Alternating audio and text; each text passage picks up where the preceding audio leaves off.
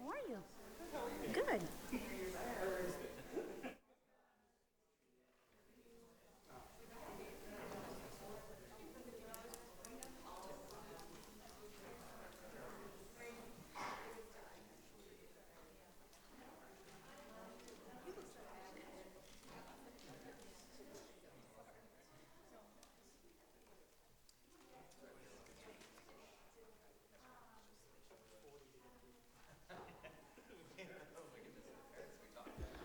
All right, good evening, everyone. It is 7 o'clock, and so we are ready to begin. Oh, thank you. Pursuant to Chapter 20 of the Acts of 2025, this meeting of the school committee will be conducted via hybrid participation. We will post an audio recording, audio-video recording, transcript, or other comprehensive record of these proceedings as soon as possible after the meeting on the City of Somerville website and local cable access government channels. Dr. Kimona, will you please call the roll? Through the chair, Ms. Piton, Dr. Ackman, Mr. Green, Here. Mr. Biton, Here. President Pineda-Nufel, Mayor Ballantyne, Present. Ms. Barish, Here. Dr. Phillips, Here. Chair Krebschen. Here. We have quorum. We will start with a moment of silence and a salute to the flag.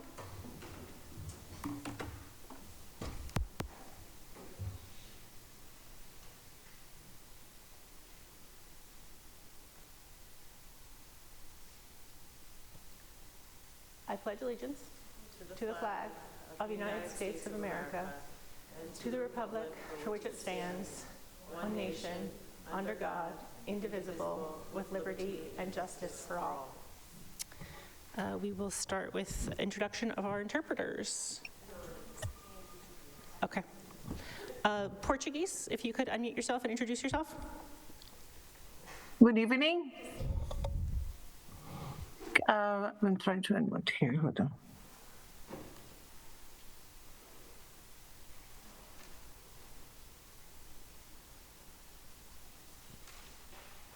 Portuguese, do you want to introduce yourself? Yeah, I'm trying to unmute. Oh, there you go. Oh, can you hear me? Yep. Okay, good evening. My name is Sueli de Carne, and I'll be your Portuguese interpreter tonight. To listen to this meeting in your language, you click the globe on the bottom of the page. Boa noite, meu nome é Sueli de Carne e eu serei a sua intérprete de português hoje à noite. Para ouvir essa reunião em português, clique o globo no bottom, no pé da sua página. Thank you. And Haitian Creole? Good evening, everyone. My name is Angie Supri. I'll be your Haitian Creole interpreter for tonight. Bonsoir tout le monde. Non, c'est Angie Supri. Moi, c'est interprète créole haïtien pour nous asseoir. Si nous besoin créole haïtien, gardez en bas page, cliquez sur globe blanc, choisissez français pour créole haïtien. Merci. Great, thank you so much. Okay, that brings us to the Student Advisory Committee representatives who are here with us in person this evening. Thank you. I will hand it over to you guys.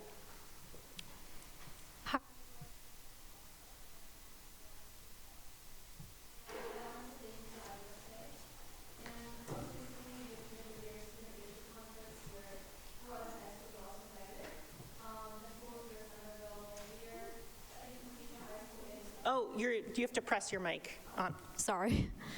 But the schools that attended were Somerville, Revere, Cathedral, and City High School Tech. And at the meeting, we discussed different leadership techniques and ways to improve our schools.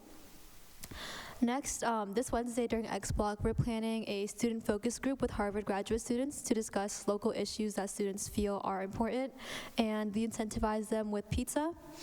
And lastly, the Multicultural Fair is also going to happen on April 19th, which is a popular way to boost school spirit and encourage diversity, where students cook food from different cultures, perform dances, and meet new people. Good evening, everybody. Thank you for having us. My name is Tiago, and I'm just going to list a few of our events also. Firstly, we had a student-staff basketball game where students and teachers just played against each other. Each grade played. We had a transportation focus group where we had a focus group talking about how transportation to schools every day affects students from certain neighborhoods. This month we're doing a senior water tag where starting this Wednesday, students will compete in a game. For one win, you'll get a cash prize. And also our quarter 3 is ended on Friday. For us seniors, it's our last quarter. And lastly, spring sports started last week. Thank you. Great, thank you. I'd love to hear a little bit more about the thing you went to with the other high schools. How many of you went? What did you guys discuss? Were there any sort of takeaways from it? So mostly it was the student school committee representatives that came. Student council members were also invited as well, and I think from all other high schools, it was mostly student leadership that came. From Revere, it was a student senate, and from the 2 other high schools that attended, it was their, I think, student council as well. And what did you guys discuss? We discussed big issues at all of our schools individually and how we could work on each of them. And I think it was like mostly to gather ideas and focus on certain like ways and methods to go around addressing them. And I thought it was very helpful and a really good opportunity to meet new schools and meet new students from those schools. That's great. Mr. Green? Thank you. Through you, I think actually probably to the district. I was actually going to ask about this items from board members, but these focus groups that seem to be happening around various student-led equity issues, because I learned about it today because my daughter came home with a informed consent permission slip. So I'd love to know, because that sounds like really fascinating work. We're actually engaging students both as researchers and as the subjects of the research. So I'd love to get at some point soon a report from the district as to what appears to be a district-wide initiative. That sounds really fascinating. Want to respond? I mean, it's obviously for the future, so if you don't have a response right now, that's okay. Exciting. I think it's a great opportunity, and so we will definitely engage in that. Okay. Are there any other questions or comments yet, Mr. Riton? Thank you, Chair. Through you to our student reps, thank you for being here tonight. It's lovely to see you in person. The topics you raised sparked a little bit of curiosity in me. First, the issues that are cropping up at other schools at this leadership conference, were there any similarities that you were seeing around sort of commonalities of problems at in the different cities and different high schools?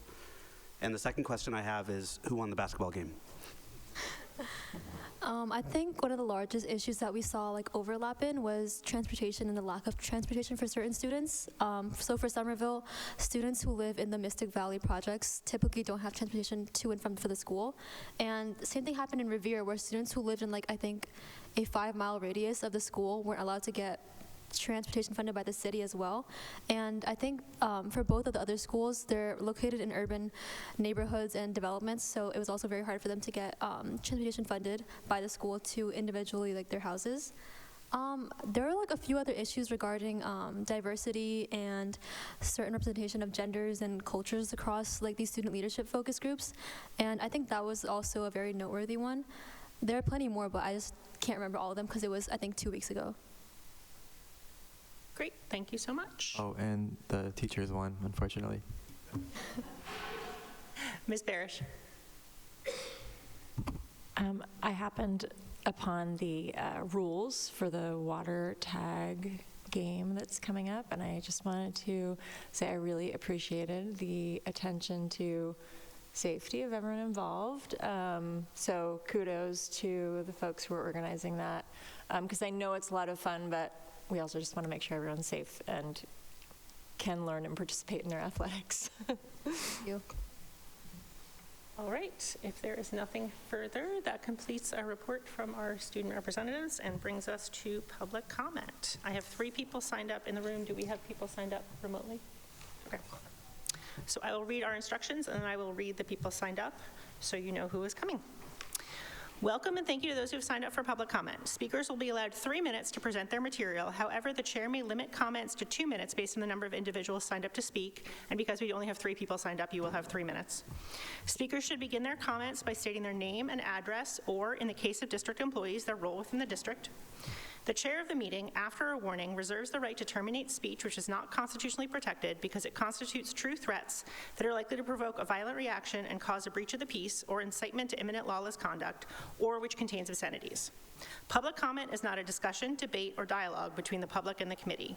Members of the committee will not reply to public comment in the course of the meeting, though individual members may follow up, and items from public comment may be taken up in future meetings. The school committee will not hear personal complaints of school personnel or against any member of the school community in public session.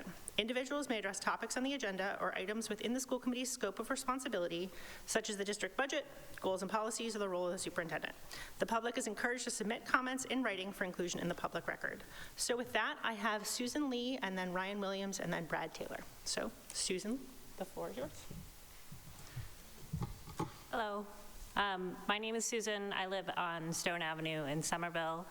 I'm here as a resident, parent to 2 young children, and I wanted to just make 2 brief remarks. The first one was, actually, I guess I will thank you first. I will thank the mayor, the superintendent, and the school committee for all the work that you do for our city and our schools.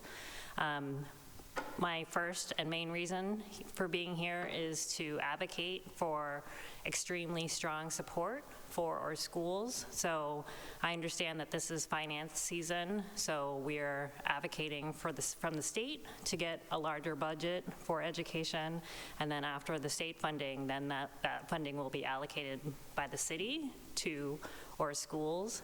I saw many of you just a month ago as a PTA member with the list of requests from East, but all of our schools have their own requests, so I'm here to advocate for our schools, not only as an East parent, but as just a parent of young children. My second reason for doing public comment is to support the school improvement plan. So both Brown and East are presenting today, and I'm here to support them in their efforts to improve the schools. Thank you. Thank you. Next, I have Ryan Williams and then Brad Taylor. Ryan, the floor is yours.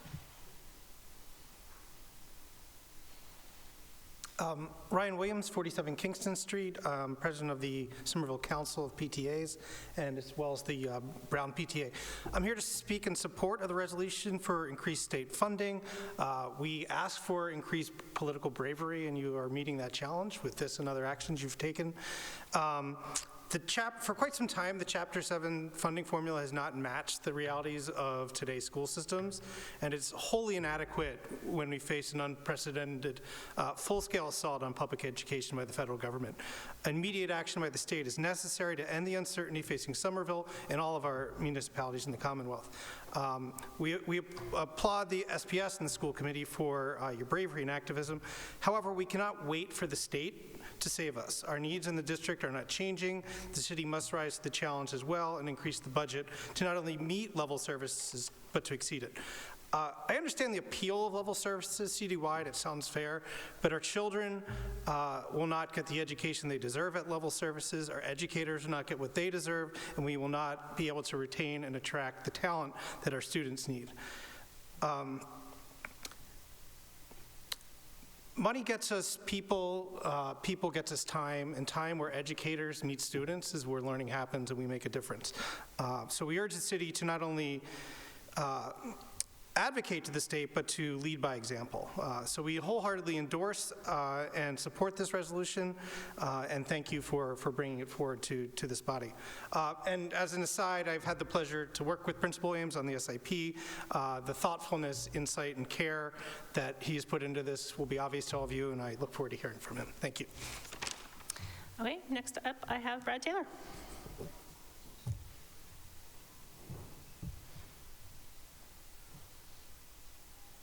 Hello, thank you for your time. I was on the T home from the hands-off protests over the weekend, and I try not to eavesdrop, but I heard a gentleman talking to his father. He's saying he works for the city. I didn't catch what department, some sort of environmental sustainability, something or other. All sounded very good. And he was saying, you know, we're doing okay. We're lucky here that we don't have to make service cuts. And then he said something interesting. He said, except for the schools. I don't know about the schools. He said, the schools are a black box to me. And that stuck with me because here was someone who's very plugged in, who's doing their part, who's been in public service, and they don't know what's going on in our schools. And if that person doesn't know what's going on in our schools, how are other people supposed to know? How is a young person who's here early in their life, building their career, supposed to know what's going on in our schools? How's a family with language or cultural barriers supposed to know what's going on in our schools? It's a black box. And so it falls to us to advocate for our kids. It falls to this body to advocate for our kids. I'm impressed at the engagement and the perspicacity of our youth representatives here and our student activists generally. But they can't be expected to do all their own organizing in their own interests. We're trustees of their welfare, and this body represents us, so I'm very supportive of any resolution to make sure that our schools don't have to make hard service cuts.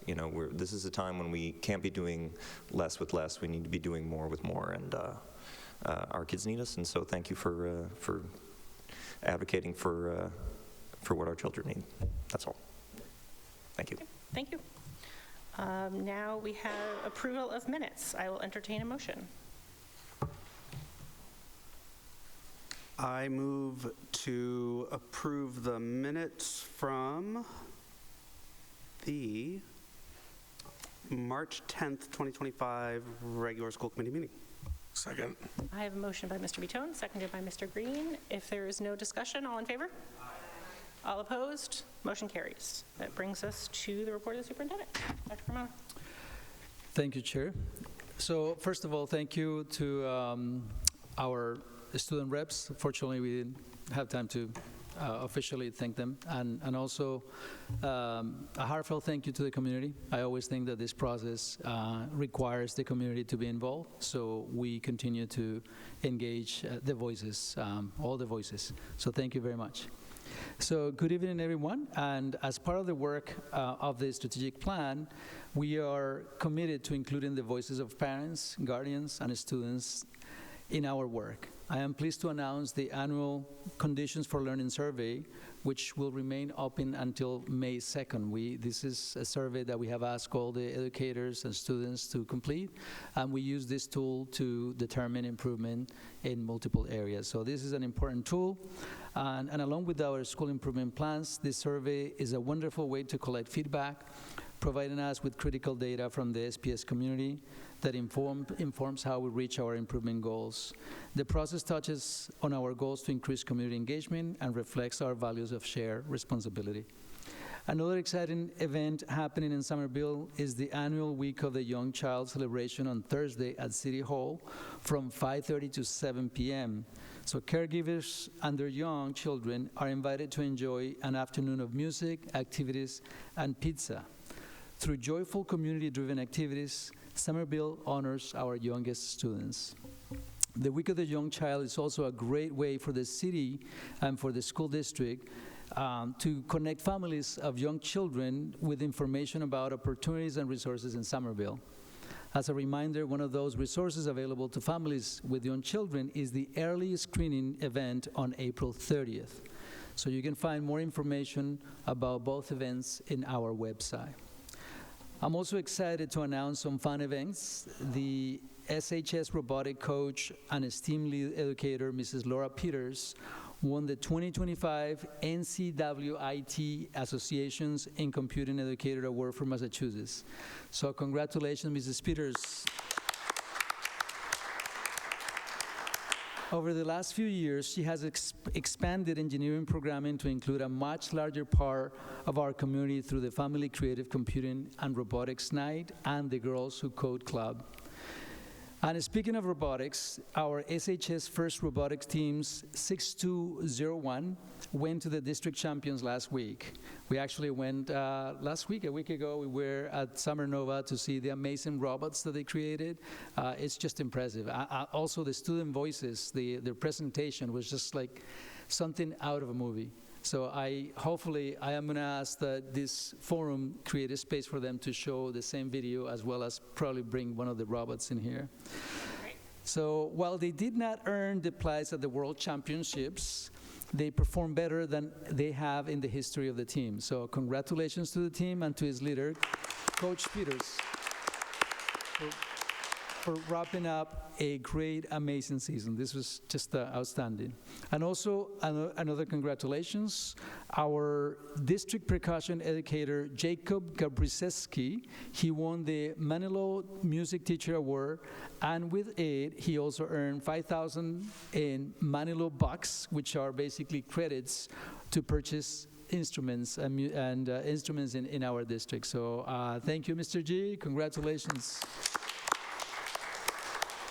So now we're going to move to more serious matters, and the reason why some of you are here as well.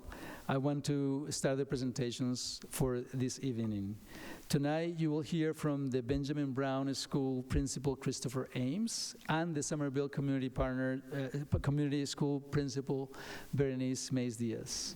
They will be leading us and tell us how they are leveraging data and instructional tools to advance student learning and outcomes in line with our strategic plan. With that, I'm going to have Dr. Jessica Boston Davis introduce the team, and also, before I do that, I want to recognize Samuel Jean. She's not here, our Director of Data and Accountability. She's the one behind a lot of the data processing and structuring in our district. So thanks to Sam, and also Dr. Davis is going to introduce the next group. Thank you, Dr. Carmona, and yes, thank you to Samantha Elligine, who has really been the leader behind a lot of the processes that we're going to see some of tonight. So I'm really thrilled to welcome the principals up tonight to share 2 more school improvement plans. As I framed in the past few weeks, we have the 4 core areas that all schools are focusing in, and they make goals within those 4 core buckets. One thing occurred to me after our last meeting that I wanted to just make a comment on tonight, which is that over the past few meetings, members of the committee have noticed commonalities in presentations and asked, have you noticed there's multiple schools mentioning, this area as a goal, and what is the district doing to work on that? And so I really appreciated that question. As I was driving home, I thought, well, this is by design. And I wanted to make sure I said that because I didn't have it on kind of the tip of my tongue. But it's by design. We are trying to make sure that we're all rowing in the same direction. And in that, we've through our strategic plan, we have, discovered these 4 or, created these 4 areas to focus in on. And so if many schools are working on moving towards the same goals, we think that is a great thing. We are working district-wide and are excited and happy to answer questions around what we're doing as a district, but we're glad that many of our principals and school communities have identified commonalities, unintentionally, but identified common areas that they're focusing in on. That means that we as a district are moving together forward. So making strides towards our strategic plan. So with that framing, excited to welcome up our newest of the principal crew, Christopher Ames, who's the principal of the Brown School.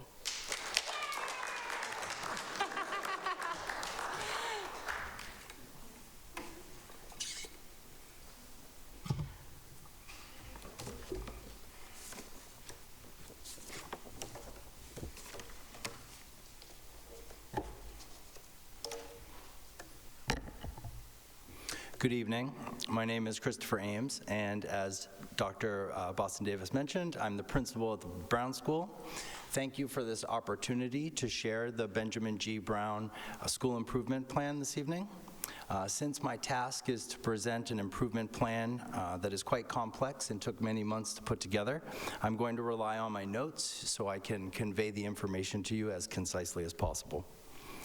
Our school improvement plan is a product of much work over months by our dedicated school site council, made up of 10 family members and 10 family and staff members, including our PTA president, classroom teachers, and our school's equity and social emotional learning leaders. The foundational work that led to this plan was a review of all sources of school data. This process began in the summer with the ILT and then continued with the school site council throughout the fall and the winter as new information became available. Once we had a solid draft of our goals and action steps, we presented them to the staff for feedback. Next, when we had a complete draft, it was shared with families in a well-attended principal's coffee hour, where attendees provided feedback that we were able to incorporate and further strengthen our plan. Just a few words of context before I get to the slides. There is substantial data that reflect the overall high proficiency in mathematics and literacy at the Brown School, as compared to both state and national averages. These high levels of proficiency are due to many factors, a primary one being the excellent Tier 1 instruction that all students at the Brown receive in the classroom. Data also indicate that Brown School students are not all Brown School students are proficient or growing at an adequate rate. We are particularly concerned for a group of students who DESE refers to as our, quote, lowest performing. The literacy growth of these students is being far outpaced by that of more proficient students. And in mathematics, the troubling discrepancy is between the proficiency levels of economically disadvantaged students and their peers. I just realized I didn't have my glasses on. This should help. My point is that while many of our students are highly proficient in the core subjects, we also have a significant number of students who have alarming learning gaps and are in urgent need of academic intervention. In addition to providing excellent Tier 1 instruction, we must continue to build our capacity in all classrooms to provide Tier 2 small group and Tier 3 individualized instruction, meeting every student at the edge of their proficiency. The SIP academic and equity goals have been designed specifically to support and measure the growth of students with lower proficiency, but I will explain how the related action steps will result in more targeted instruction for all students, especially those on the tails of our bell curve, or bell curves. That is, the students who currently have the highest and lowest levels of proficiency. An extensive review of attendance data reveals something simple. Students are missing a lot of instructional time, thousands of hours due to lateness and absences. Our goal related to student well-being seeks to increase the number of students who are at school, on time, ready to learn. Finally, in the last goal of our plan, we seek to strengthen our partnerships with families by better communicating how families can support their child's learning at home, a need that has been underscored by both educators and families. One last point before we start with the slides. There is an intentional interconnectedness in our SIP goals that we hope you notice. While the attendance and family engagement goals address conspicuous needs and stand alone, or stand on their own, the related action steps in our plan will address those needs in ways that also support our academic and equity goals. At the Brown School, our core values are physical and emotional safety, academic excellence, equity and access, data-driven decision-making, engagement with families, and shared responsibility for students' social, emotional, and academic growth. You will see all of these core values reflected in our plan. Next slide, please. Our first goal is in the area of academic excellence, and it reads, the number of lowest performing students who meet grade level standards in literacy will increase significantly. This will be reflected in the MCAS scores of our lowest performing, again, a DESE term, students increasing to an average 50 plus SGP and 500 plus average scaled score in ELA, as well as a decrease of students in grades K through 2 who score in the intensive or strategic levels on DIBELS end of year assessment by 6 percentage points, all by the spring of 2027. The tables you see here are from the DESE Accountability Report. Oh, not yet, please. Could we go back a couple slides, please?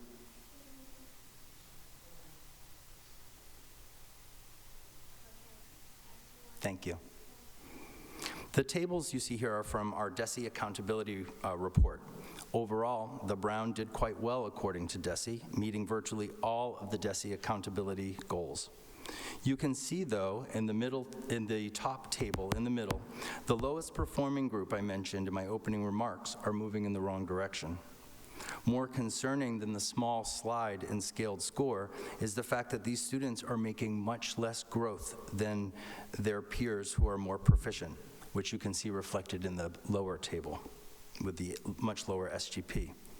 For us to reach our goals, we must accelerate the progress these students are making toward meeting the literacy standards, and we will do this by increasing targeted instruction. Next slide, please. There won't be time for me to go into all of our action steps and outcomes for each goal, but I did want to go through most of them on this page to give you a better sense of how our plan is put together. So common to both our equity and academic goals are a collaborative process of creating success plans for students each fall. In this case, it's for the students who are most in need of literacy intervention, and for the equity goal, you'll see that it deals with mathematics. This is a collaborative process.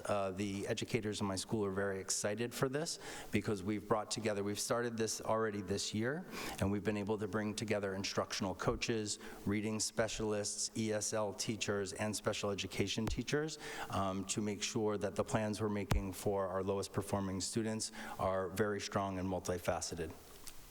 Next slide, please. We also have started monthly sessions to follow up on the literacy interventions that are being implemented and to monitor students' progress.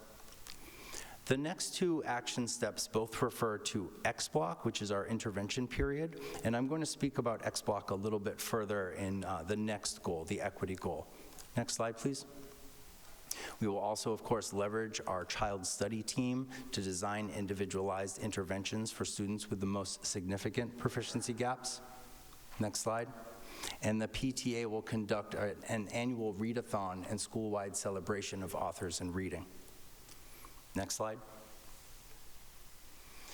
Highlighted in green, you can see all of the metrics that are connected to this goal specifically. In bold, you see where we started in the results from 2024 MCAS, and then also at the end of the sentence, you can see the destination. Along the way are various benchmarks that we will use to measure success, and that is the incremental growth that we hope to see over the next couple of years. Next slide, please. This is very similar, but it deals with the scaled score specifically, and the first one is the student growth percentile. And the last one, next slide, please, shows the benchmarks that we look to achieve in decreasing the number of students in grades K1 and 2 who need strategic, or is it extensive? I can't see from here. Intensive, right, who are strategic or intensive by the end of 2027. We want to bring that down to 17%. Next slide, please. So our second goal in the area of equity access is this: the number of economically disadvantaged students who meet or exceed grade level standards in mathematics will rise significantly. This will be reflected in the percentage of economically disadvantaged students meeting or exceeding the standards according to MCAS, which will rise from 28%, what it was in 2024, to above 50% in 2027. We brought this focus to the goal because economically disadvantaged students are the subgroup with the lowest proficiency. The wording and metrics of the goal are tied to testing grades, but I will explain, or you will see that in our action steps, they will all be applied to all grades. There is something interesting to see here in the data. Basically, the table and the pie graphs show the same data, but when you see it visually, it's quite striking. If you look at the pie graph on the right, non-economically disadvantaged students, we have approximately 70% of our students at the Brown who are meeting or exceeding the standards for mathematics, which is quite impressive. When you look at the economically disadvantaged students, though, unfortunately, the graph is flipped. So 70% of our economically disadvantaged students are not meeting the standards for mathematics, and that is why we chose this goal. Next slide, please. So one of the action steps that stands out in this goal that is a bit different than the first goal I shared is educators in my building identified a need for an assessment tool, basically an intervention screener for the early grades, so early intervention could start earlier with our students. Next slide. I spoke a bit about the success plans already. It'll be a very similar process for mathematics for our economically disadvantaged students. But I wanted to say a little bit more about X-Block. So as you all know, X-Block is our intervention period. And I don't have a lot of time to go into the nuts and bolts of our action steps. I really wish I did. I'm much more comfortable talking about the nuts and bolts of these kinds of things than speaking in front of elected officials. But if you'll allow me just a bit, I have to touch on what I said about the bell curve. The process of looking at student data closely on a regular basis results in a more accurate understanding of all students' needs. Generally, more proficient students should start working independently with extensions that are challenging real-world tasks. Students struggling with a skill or concept need more teacher support early on. When X-Block systems are working well, as students receiving intervention support start to work more independently, the teacher shifts to working with more proficient students, reviewing and analyzing their extension work. Our vision and theory of action here is that intervention and extension complement one another and that students should move in and out of these groups flexibly, depending on their needs around specific skills or concepts. Next slide. So we have a few different metrics that we're using to measure the success of this goal, but one of the most basic and most important is to see the number of economically disadvantaged students who are meeting state standards go up. So you can see it was only 28% in 2024. We hope to get that to 50+% by 2027. Next slide, please. Our third goal in the area of wellness and joy addresses chronic absenteeism and chronic lateness.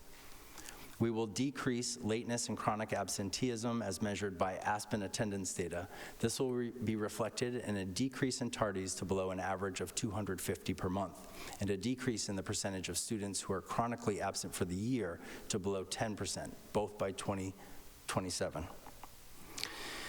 Beyond the most obvious importance of this goal, i.e. that we cannot teach children who are not present, there are a couple of other important reasons to decrease lateness and absenteeism. Each instance of tardiness, a number that is now around 2,000 at the Brown School, because we had 380 in the month of March, represents a moment when morning routines and lessons are interrupted to welcome a student arriving late. To our minds, in many cases, this is a loss of instructional time that we can and should avoid. The data related to overall absences on the right is interesting, albeit misleading. So in that we've had fewer absences overall this year, but the number of students who are trending toward being chronically absent for the year is up significantly. Currently, that number stands at about 15% of our student body. Next slide, please. So this year, as many of you probably know, we do have a new position at the Brown. It's a .5 or half-time position of a dean of students. Her name is Ms. Ribnick, and Ms. Ribnick and I have worked together quite a bit this year to make sure that there's a flexible system of interventions in place to support families around attendance. This is something that they were not able to do at the Brown School in the past, and it has been a steep hill to climb, but it's been very worth it. And next year we will finalize this system of interventions and share it with families at the beginning of the year. Next slide, please. You can read the other action steps there, of course, but I wanted to highlight a few that come from our counseling team specifically. And these action steps are aimed at making the school a more inviting place for all students. And some of these include increasing living greenery in the common areas. Next slide. Updating and constructing calm corners, and also using celebration circles in classrooms once per month. The metric that I want to draw your attention to here is the bottom one. The percentage of students who are chronically absent for the year will be below 15%, we hope, for this year, and below 12% next year, to the target of below 10% in 26-27. Next slide, please. Okay, so the fourth and final goal in our school improvement plan is in the priority area of family and community engagement.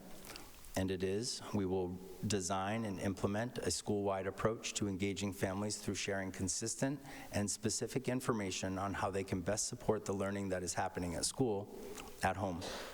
This will be reflected in the completion of the connected objectives as well as the responses to the related questions on the Conditions for Learning survey. So, the data here from the Conditions of Learning survey is interesting. It's not shocking when you first look at it, but when you consider that the next most negative response from families had 1 in 67 hundredths in the never category and a much smaller sometimes category, when you look at the responses to all of those questions, this one stands out as an obvious need. So teachers and families have expressed a desire for a consistent and coherent system for teachers to systematically share resources with families. Next slide, please. So there are a number of action steps connected to this one. The first being designing and implementing family workshops, 3 per year, mathematics, SEL, and ELA. The first of these workshops is already planned, and we're hoping to conduct it later this spring. And some of the others are creating digital spaces for teachers to share resources that would then be relayed to families. Also, there needs to be some sort of schedule or system that standardizes how or when resources to support learning at home are shared with families. Next slide, please. So as this is a new initiative, there is no baseline data to measure the success of this goal. In lieu of percentages, we will consider the goal a success if the objectives are completed and feedback is gathered. Next slide, please. These are the wonderful school site council members that worked on this plan this year, and I'd like to recognize them here. I think I'm probably a little bit over already, so I don't have time to acknowledge each one, but I am very, very thankful to every single person listed there. And in conclusion, knowing that I'm over already, I just wanted to mention that there's a lot of enthusiasm around this plan among families and staff members, and I believe that fortunately we have all of the resources that we need to achieve all of these goals. And on a personal note, I just wanted to say that I'm very grateful to district leadership, which has created systems and processes that have led us to such strong alignment between district and school priorities. Thank you.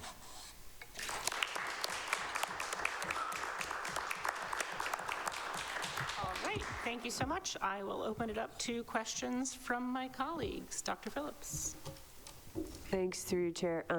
First of all, this is a tremendous school improvement plan. Like, the logic makes perfect sense to me. The goals seem reasonable, but also significant. I'm very impressed with the plan. Just a question for my own wondering.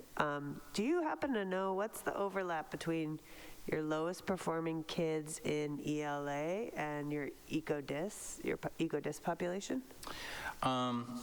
Well, I don't have it completely disaggregated, but I can tell you that 76% of our students in the testing grades met or exceeded the standards for ELA. So that would be about 76 students in these numbers, where the N, or the number of students being considered for the lowest performing, I believe is 18. So that gives you some perspective. I could follow up further if you're interested in that specific number.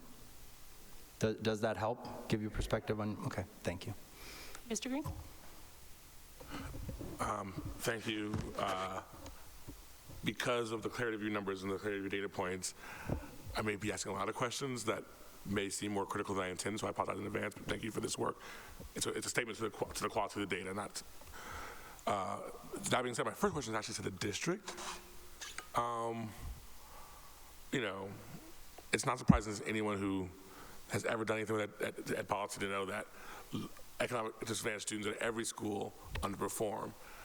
I am curious to know how this percentage of meeting and exceeding standards for ECDEV at Brown compares to other schools in the district. And I ask that in part because it frustrates me that if our goal is to close equity gaps, and we see our strategy towards the students who are falling behind is to do individualized instruction for them rather than whole-scale curriculum change, it feels like we're taking our eye off the ball and treating those students as the exception when in a district like ours they're really the rule.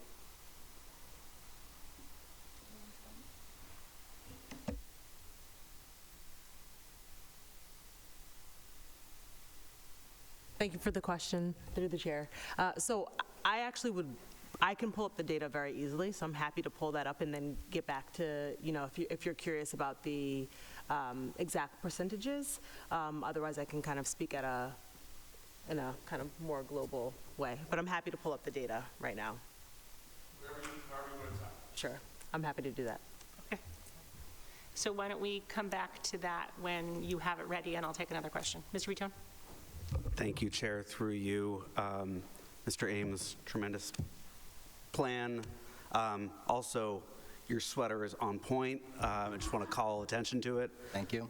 I want to follow up with Mr. Green's question. And if, Ms. Garcia, if I could ask you to put up slide 13, which had the fantastic pie charts side by side. There we are. This is about as clear a statement as I've seen in the number of presentations that we've had. And I want to compliment you on stating this as clearly as you have. Our economically disadvantaged students are not making up the ground that they need to be compared with our non-economically disadvantaged students. And I think the slides prior, I'm not going to go back and look, but you basically said they're going in the wrong direction, right? I said that in relationship to the scaled score for our quote-unquote lowest performing. Thank you. Yes. And I may be conflating the populations, so I apologize for that. There is a lot of overlap, by the way. Maybe that was my inference. But this pattern is not unique to your school, I think.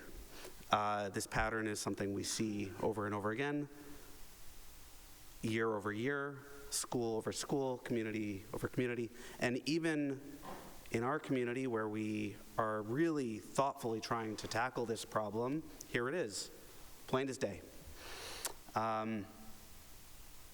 So I just wanted to compliment you for naming it, and I guess my question for the district is,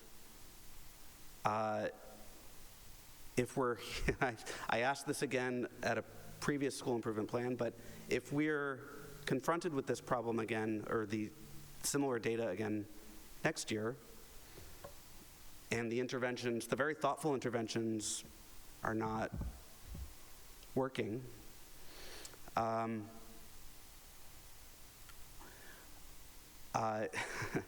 how are we going to tackle that? And you know, the very thoughtful approaches that we have, I'm just really so fearful that we're continuing to try strategies that do not seem to be moving the needle, and it's just something I'm fearful of, and I think we're all committed to making it a difference. But I guess the question to the district on that very large question. Dr. Kamanish, do you want to Can I respond to that, if I may? You know, we started with a strategic plan to address the significant gaps that we have had historically. Is that right? A couple of things. Show me a district nationwide that is doing that at a larger scale, and I'll give you $1,000 right now. that, and I don't say that to be, but the thing is that it is something that no one will make happen in 1 year. Now, that can sound as an excuse, is that right? But we started our work.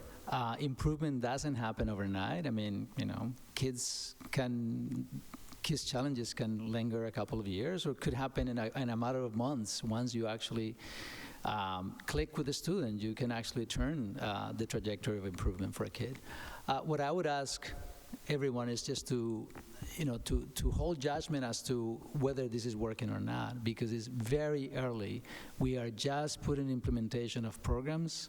A math program, just the implementation of a program takes quite some time. There is also an implementation dip before someone actually becomes proficient at being able to say, what is the alignment that we have? The work doesn't happen just in one classroom. It has to be a backbone of improvement across K through all the way through middle school. So that implementation takes time, and that requires consistency, alignment.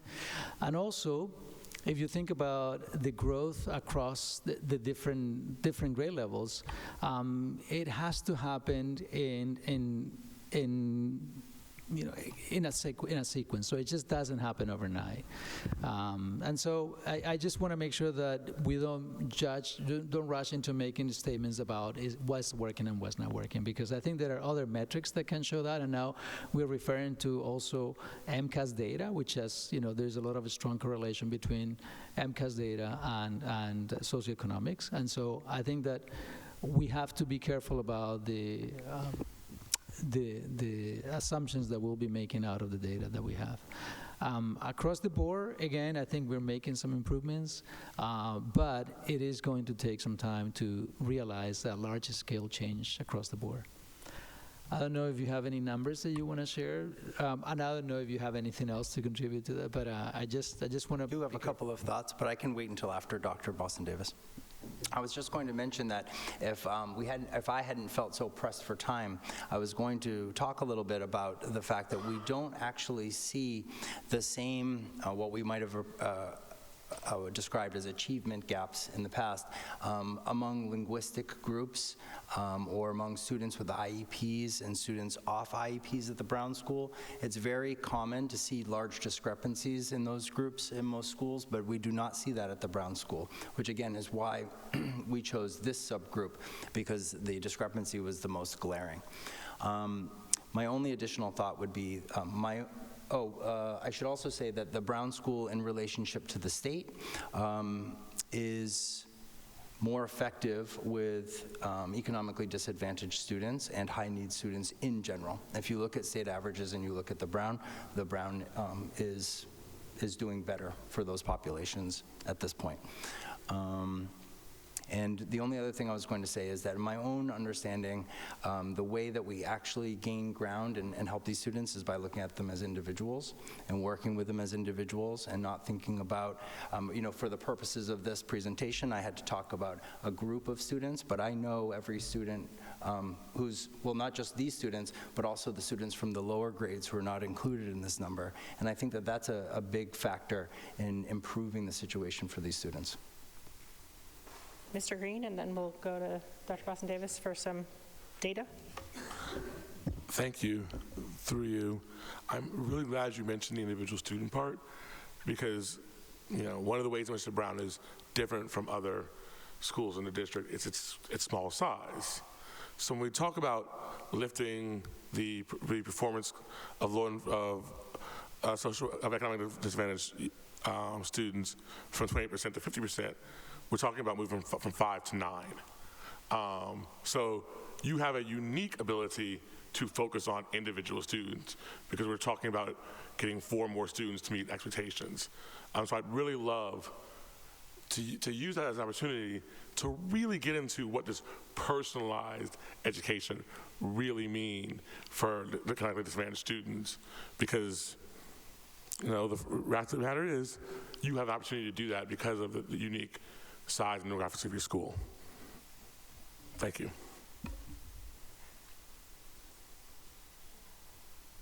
Thank you, through the chair. So first of all, I just have to say, just as as an educator. I am inspired by, what I just heard from Principal Ames, and really deeply appreciate the approach that he and the Brown community have taken. Just want to name that. Think deeply. So I have up a beautiful dashboard. Thank you to Samantha Elagine for her work with Open Architects. So we have the data very clearly.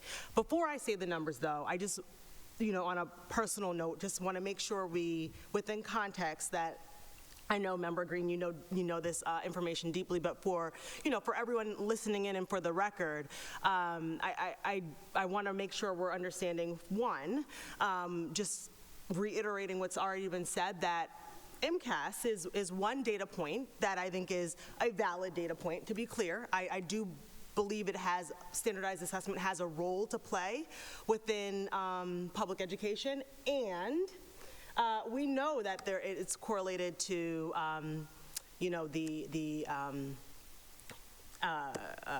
income of a family. So there is correlation there, and just holding that to be true, and also that it can tell us things, so it can be helpful.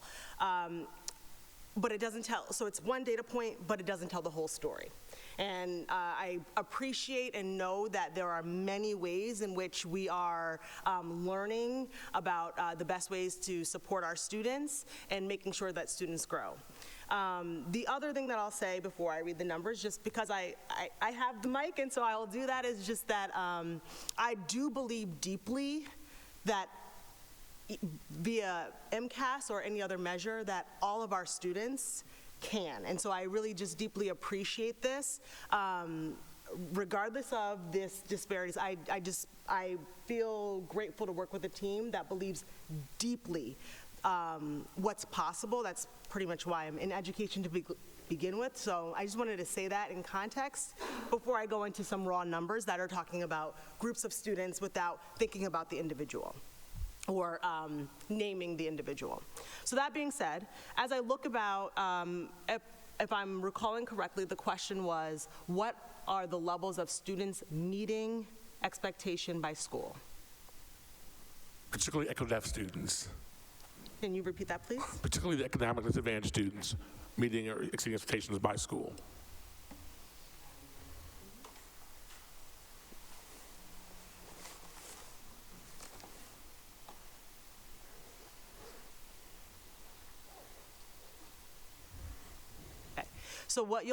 So I pulled it up on Open Architects very, very quickly and easily. Thank you, Open Architects, again.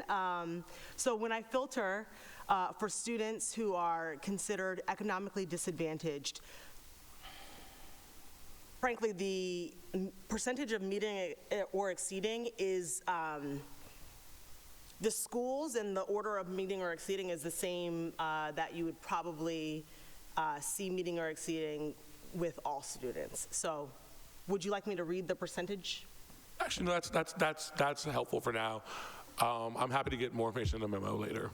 Sure. So I'm happy to put this in a memo if that's helpful and share it with the public. But you'll see, like the Brown School has the highest percentage of students who are economically disadvantaged that are meeting and exceeding, and then schools with our larger populations of students who are coming from economically disadvantaged backgrounds have a lower percentage of students meeting or exceeding. Which melds what we know nationally, which is that schools with high concentrations of poverty, everyone does worse, and schools with low concentrations of poverty, everyone does better. I'm just going to make a really obvious comment, which is that not something we can solve here, but if only we lived in a world where nobody was economically disadvantaged, and then we wouldn't have this problem. But anyway, not something we can solve here. So with that, I have Ms. Barish. Thank you. Through you, just want to thank you for the whole presentation. I particularly appreciated the way you described how teachers can meet both ends of the bell curve, in the same X block, and across time throughout the year. I wondered if you could just talk a little bit more about what success planning looks like for those 20% of students that you talked about earlier in the presentation. Yeah, so as you know, this is a 3-year plan where year 1 is both the planning year and the first year of implementation. So we have been flying this plane and building it at the same time. We haven't obviously had an opportunity to have the full conference in the fall with all of these individuals success planning together. But generally speaking, success planning always meets the student where they're starting. And so I think it would be difficult for me, if we had a case study, I could probably speak to it quite easily, but without a specific student with specific characteristics or a learning profile, that would be really difficult. But an important part is, and this is something we did do this year, is we created data profiles for every student in our school who comes from like a high needs, the umbrella high needs group. So every student who receives ESL services, every student who has an IEP, all of those, we did success planning for all of those students collaboratively. And we brought everyone together during PD time to do that, and it was very powerful. I don't think that exactly answers your question, but it's probably as close as I can get right now. I asked an unfair question. I should have said, what do you anticipate that will look like? But thank you. No, what you described was great. Thanks. Sure.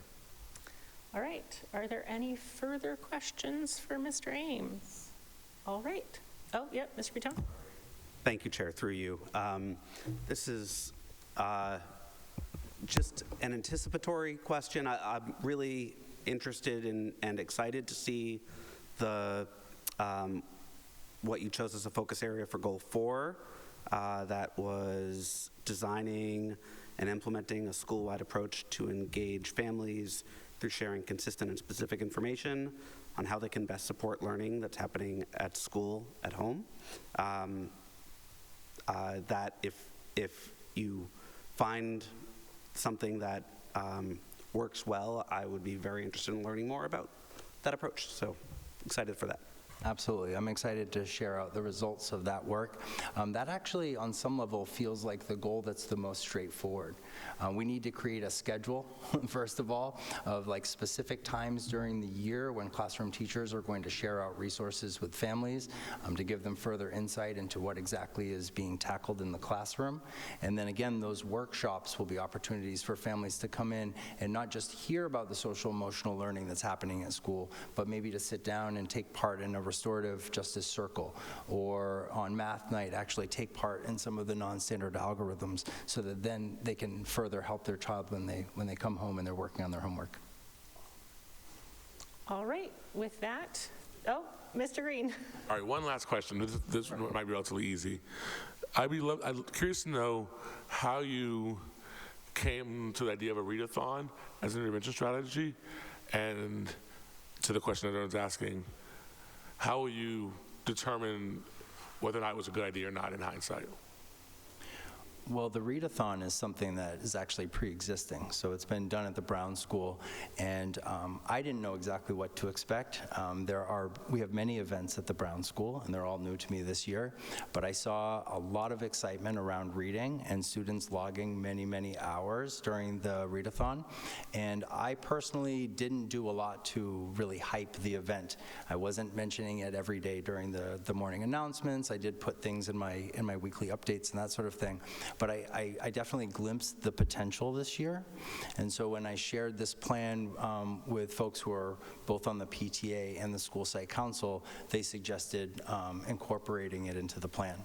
And I think next year we're planning on having something, a readathon that's much more robust. And I personally plan on sort of being the hype man for that, and making sure that we get books into kids' hands as much as possible.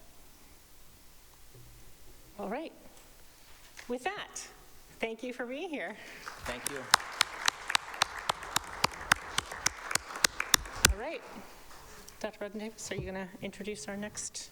Yes, thank you so much, Principal Christopher Ames, and I am thrilled to welcome up Principal Berenice Mace-Diaz from the East Somerville Community School.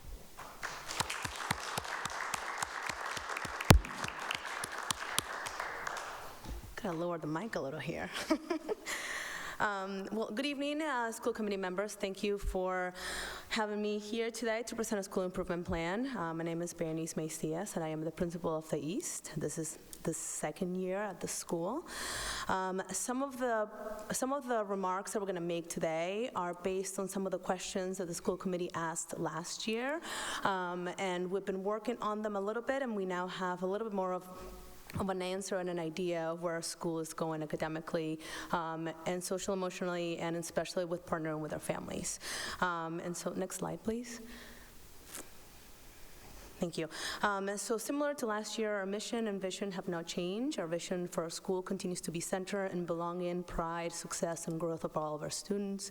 Our mission continues to be centered in the multiculturalism, the diversity for all of our learners. Something that is new this year are our core values, which are centered on being a phoenix. So if you've been to our school, you'll see those posters of Be a Phoenix. And those came through the PPIS team meeting over the summer, and we developed these goals surrounding out safety, kindness, learning, perseverance, unity, community, and acceptance in our school. Next slide, please. We're going to start with the first goal, which is in terms of academic and excellence. I'm not good at reading the slides. You have it in front of you, so I'm more about explaining what is on the slides. And so part of our first goal in academic excellence, it continues to be about making sure that our students are reading at a professional level and preparing them for high school. And so our goal in the next 3 years, by the end of 2027, is to make sure that at least 70% of our students are reading at a professional level. Next slide, please. Utilizing the iReady data is what we used the data to determine that goal. Something that was asked of us last year was, how do we determine where Unidos and neighborhood students are doing? And last year I was only able to present to you all a summary of our IRLA and ANIL exams, or tests for each of the grade levels. What I didn't really have an answer to is, how do we know what our students are doing proficiency, and how are they progressing in the language acquisition in both English and Spanish as they move on through K to 8. And so today we have a little bit of an answer to that. And so I'm going to present to you in the first of the DIBELS exam. The DIBELS, it's a sample of 11 students. So DIBELS is a test in English, and so all of our first graders take it in English. So what we noticed is that in our Spanish classes, our Unidos classes, our 80% of the day is in Spanish, and so DIBELS is offered in English only. So what we did this year is, out of the 11 students that tested at intensive, so that is on the red, we gave them the DIBELS in Spanish. And so what you see there is actually the Spanish DIBELS responses. So if you see there, only one of the students out of 11 actually was able to be tested in intensive. So what we then did is then we presented interventions in Spanish to these students, and now by now in the mid-year report, we gave the same students the DIBELS in English, and 7 out of the 11 are now in which is in the 2 categories of benchmark and strategic in English. So they were able to translanguage and to use translanguage and strategies to really access English and Spanish. So similar to this disaggregating of data is what we actually need to do in all of our grades. And so now brings me to this zone of biliteracy. So this is a snapshot of is the picture that you have there on the right. It's a snapshot of just K1 and 2. And so what you see in there is this, you follow the yellow brick road, right? And so students in a dual language program are expected to grow in that yellow zone of biliteracy. But unfortunately, our students are different. Their home language is Spanish, home languages are English, home languages may be something different. And so students can actually fall into that red zone or the blue zone. It doesn't mean that they're not performing. It means that they're still learning within the same biliteracy trajectory as they're supposed to. And so what we will do then is to determine what type of strategies we will give to the students, whether English or Spanish. And so this zone of biliteracy 360 is actually a progression for K to 8. So our teachers in 6th grade, where our students are now mixed in Unidos neighborhood and Unidos are mixed in together in the English classes, the teachers will actually know the performance of their English and Spanish acquisition in those classes with this plan. More of this can be found in the Unidos 5-year plan that was asked for us last year to have a plan of where we're going with Unidos, and so we have a small draft of the plan that you can also, I would be happy to share, or you can actually click on that slide in there that it gives access to. Next slide, please. Looking into a little bit more of Access, MCAS, and iReady. So we are going to be using XBlock as a place where intervention is going to take place. We actually are going to really do targeted intervention for our students with students to meet their goals. In particular, we're going to focus on our students that are in the WIDA level 1 and 2. Those are access scores. We have seen that the more of a student stay as recorded as a WIDA level 1 and 2, the more difficult it is for them to exit out of L services. Additionally, we're also going to be using MCAS and iReady as they really correlate really closely together and really looking at those domains of literacy to really focus targeted intervention to students during the XBlock times. Next slide, please. Our equity and access goals, so this is goal number 2. Our next 2 goals are slightly related, so equity and access and wellness and joy. They're related because we're going to be using a similar core text for educators to really focus and center the work that we're going to be doing for the next 3 years. What we noticed for our equity and access goals, so DESE sends out the accountability data in the fall, and so what we also noticed at the East is that our Black and African American students are underperforming significantly across the state. And so next slide, please. And so what that resulted is a really rich conversation in our ILT about like what is the trends, what are the patterns of our students, and why are they underperforming? And so something that we noticed is that the student voice in the classroom was something that was lacking, not just with the Black and African American students, but also with the students of color.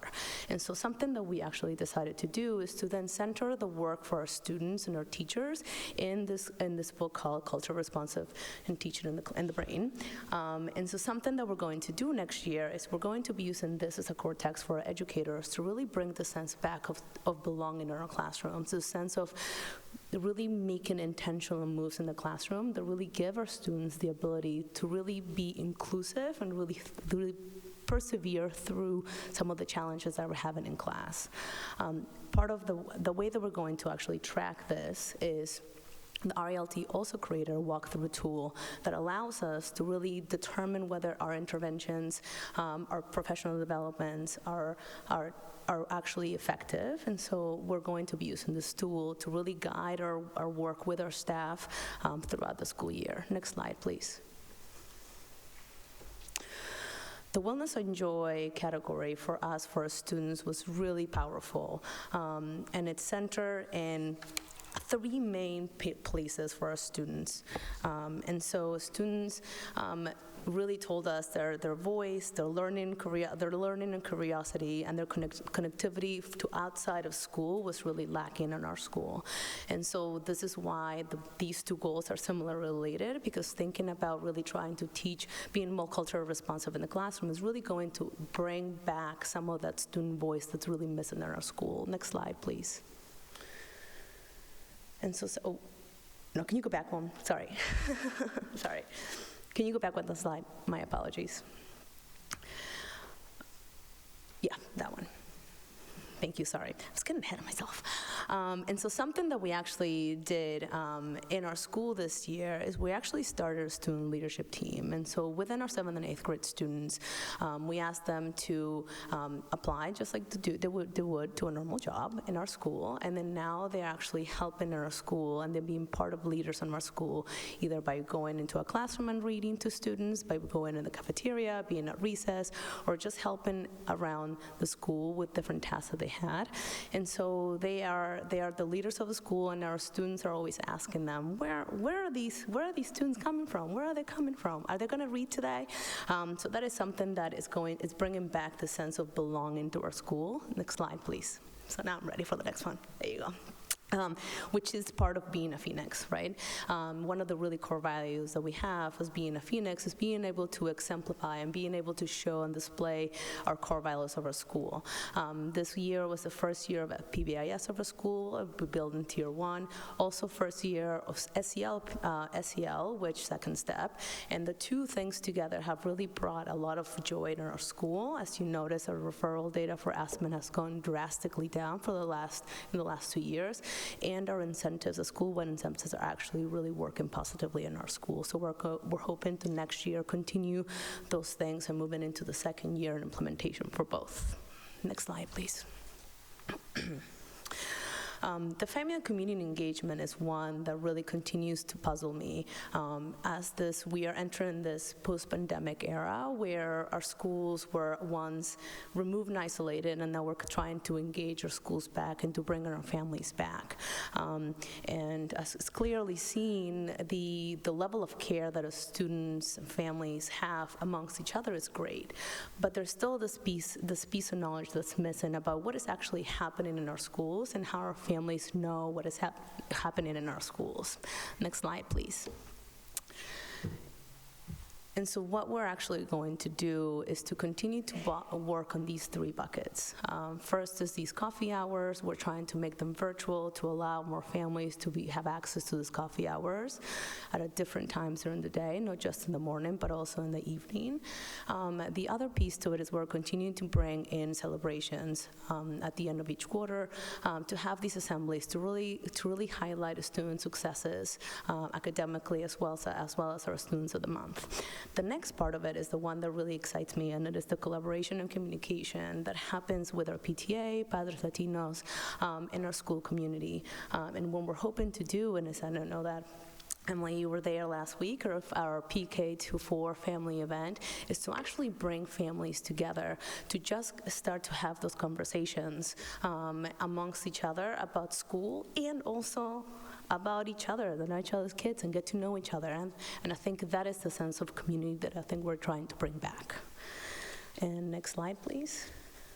And just a big thank you to our staff. It's been really great to work with our staff and really continue to be proud of being the principal at the East. It's not an easy transition, I think, from last year to this year, but I think our staff is incredibly hardworking and committed to the love for our school and school community. And also a thank you to our CPT leaders on ILT. It's been this school improvement plan has been super challenging, but it's been great, and I couldn't have done it without the support of them. Thank you.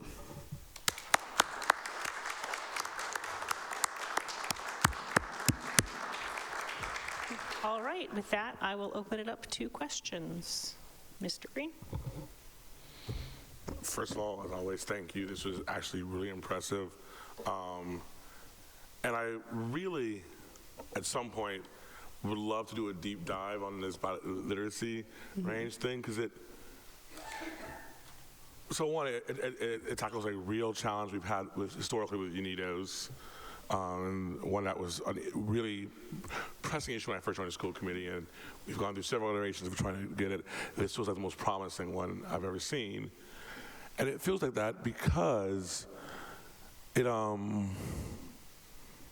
gets at the heart of what I think oftentimes society ends up being a struggle with issues of equity and inclusion, which is that a truly inclusive organization doesn't just look different, it acts different. Like, just the insight that, oh, right, these students who need intervention in a language we're not teaching most of the day, if we actually met them where they are, instead of trying to expect them to meet us where we are, we might see different results, is, when you say it out loud, incredibly simple and straightforward, but something schools do not do enough of. So I'm really excited to see where that line of thinking goes with time, with support, and with more feedback from data. So I'm really excited about that. And I would love to know what role, if any, did Spanish-speaking families have in coming up with some of these interventions and some of these data points? Interventions in school and class? Yeah, particularly around the language gaps. So that's actually one of the questions that we try to get to at the family event, but we didn't really get too deeply just because of the really rich conversations the families were having with each other about school, about their kids, with their teacher there. So it is our plan to have those similar conversations. We had, I think, 10 questions, and we only were able to get through 4 of them.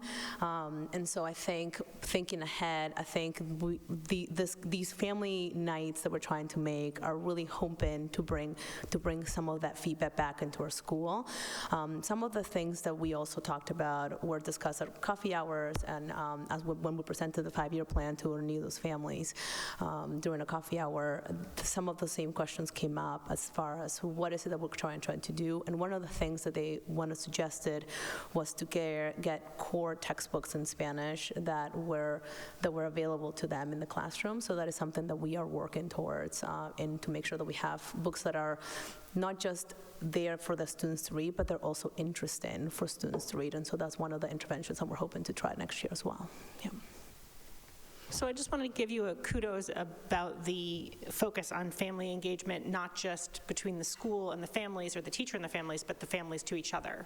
And I think that's fairly simple, but not something we typically hear about. So I think that's exciting. My question is, I'd love to hear a little bit more about the leadership opportunities you talked about for 7th and 8th graders. You described it sort of like a job. So, and obviously you can't compensate them like a job. So how do you get kids excited about it? How does that work? So a little bit of time out of class, it was also a little bit part of it. And so students had to apply, and so they had to be, performing really well in school. They were also willing to make up some of the time, some of the classwork after school. They do meet together with our school counselor after school to work on their goals that they have to do. And the kids get to choose which parts of the day they're able to do. And a lot of them do it during X block, and a lot of them do it during their recess and lunch. So some of them actually do miss a little bit of that time to go and play with little kids or go read. But the kids do actually choose small parts of their day, and sometimes it's not a whole day, or not whole period of 55 minutes, but it may be like 10 minutes or 15 minutes that they will come in and eat at the beginning or at the end. And so these students are really super motivated into, getting all of their work done and being completed so that they can go downstairs and read to our first graders. So it's actually really great to see. And to them, it's just a sense of pride that they can go out of class and wear their little badge and coming down and play with the kids. So it's really great to see. And it's a really big shift in the community from last year to this year. It's a little bit more of rewarding to just see how that's working at our school. Yeah. That sounds great. I have Dr. Phillips and then Ms. Parrish. Thanks, through you, Chair.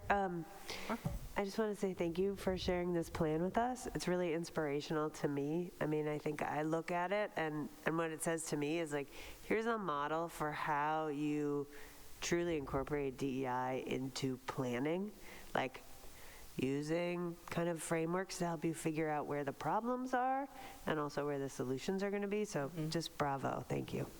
Thank you. Thank you. I think also it allows our staff at our school to have a common language about how to actually make these discussions amongst staff, but also allow a venue for students to have those discussions in the classroom as well. Yeah. Ms. Parrish? Thank you. Through you, I appreciate this presentation. I was really intrigued by the discussion about Unidos and the literacy intersection of biliteracy, I think. But I kind of want to dig into the graph and see the rest of it, as it goes up the grades. But I really found it interesting because wellness and joy is a goal for each school, or for most of, and I really appreciated that you are planning to ask students to define joy and teachers to define joy, because I think what you learn in that process, what we learn in that process, will really point the way to enhancing the learning experience for everyone involved. So thank you. Yes, you're welcome. And I think something that you touched upon that I actually forgot to mention is that when we had the first DESE visit at our school, we actually they had their own small groups of students that they spoke to, but we also did the same thing with our students. And so some of the goals that we had here about voice, about wanting for their teachers to know what their interests were, came from them. And so a lot of that focus really on that joy piece is coming from that feedback that we got from our students, and are really committed to really saying like, yeah, we want to give you leadership opportunities. Let's think about how we can make this work in our school. And we're hoping, I think they're going to be presenting to the sixth graders towards the end of the school year to get them in their heads. And like, if you do this many things, then you can do that, you know. And so I think coming from the student's perspective to show us other students how to do that, I think that's incredible. And so we're hoping to continue to do that work. Yeah. Tone, and then Dr. Ackman. Thank you, through you. Thank you for the presentation. I think my colleagues may have picked up on this, but the focus on student discourse is really kind of at the heart of engagement, and I'm really excited to see that. And I've heard good things about the culturally responsive teaching in the brain, and hopefully that will, it's a way to frame the work without necessarily overwhelming it. Hey, we've got this thing, let's have conversations about it, let's figure out how we can put this into practice. I did have a question, I don't know if it's to you or the district, but the East, several years ago, we had put investments around trauma-informed practice in that school, and I'm curious how that's maybe involved and how it evolved with this work. I know that it's not like it disappeared. I know that work is imbued in the work we do, but I don't know if anybody can talk a little bit to that about the trauma-informed practice work that we've done over the last several years and how that's impacted where the school is. And if it's, not, you guys are not prepared to talk about that, it's okay. I think that's before my time. Yeah, it's so. Kind of yeah, and I think I can speak a little bit about, I think, before and after, right? So there is this period in time, it was before my time, and there is my time now, right? And so I think with that comes a lot of new staff and new teachers, right? And so it becomes not anything different, but it's an add-on, right? And so I think this opportunity that we have about using this center text to really center our work, it really is a way for us to not forget about what happened before, but also let's really take a look at this new vocabulary and giving us this new way of speaking to each other that is common again, right? So because I think what is also happening is that we have staff that has been in our school for so long, and then we have new staff that is coming into our school that bring all this energy, right? And so we have to match the two together, and I think this text is going to really bring those two strengths together, which I think it's going to be great. I think I talk about the East as a family, and then I think they are such an incredible, valuable group of educators that are really, really centered into really making that school the best school that could possibly be. And I think giving them the tools for us to continue to make that work together, I think is going to be great. Thank you. I really appreciate that, the framework to help move forward in a cohesive culture as people meld in. Thank you.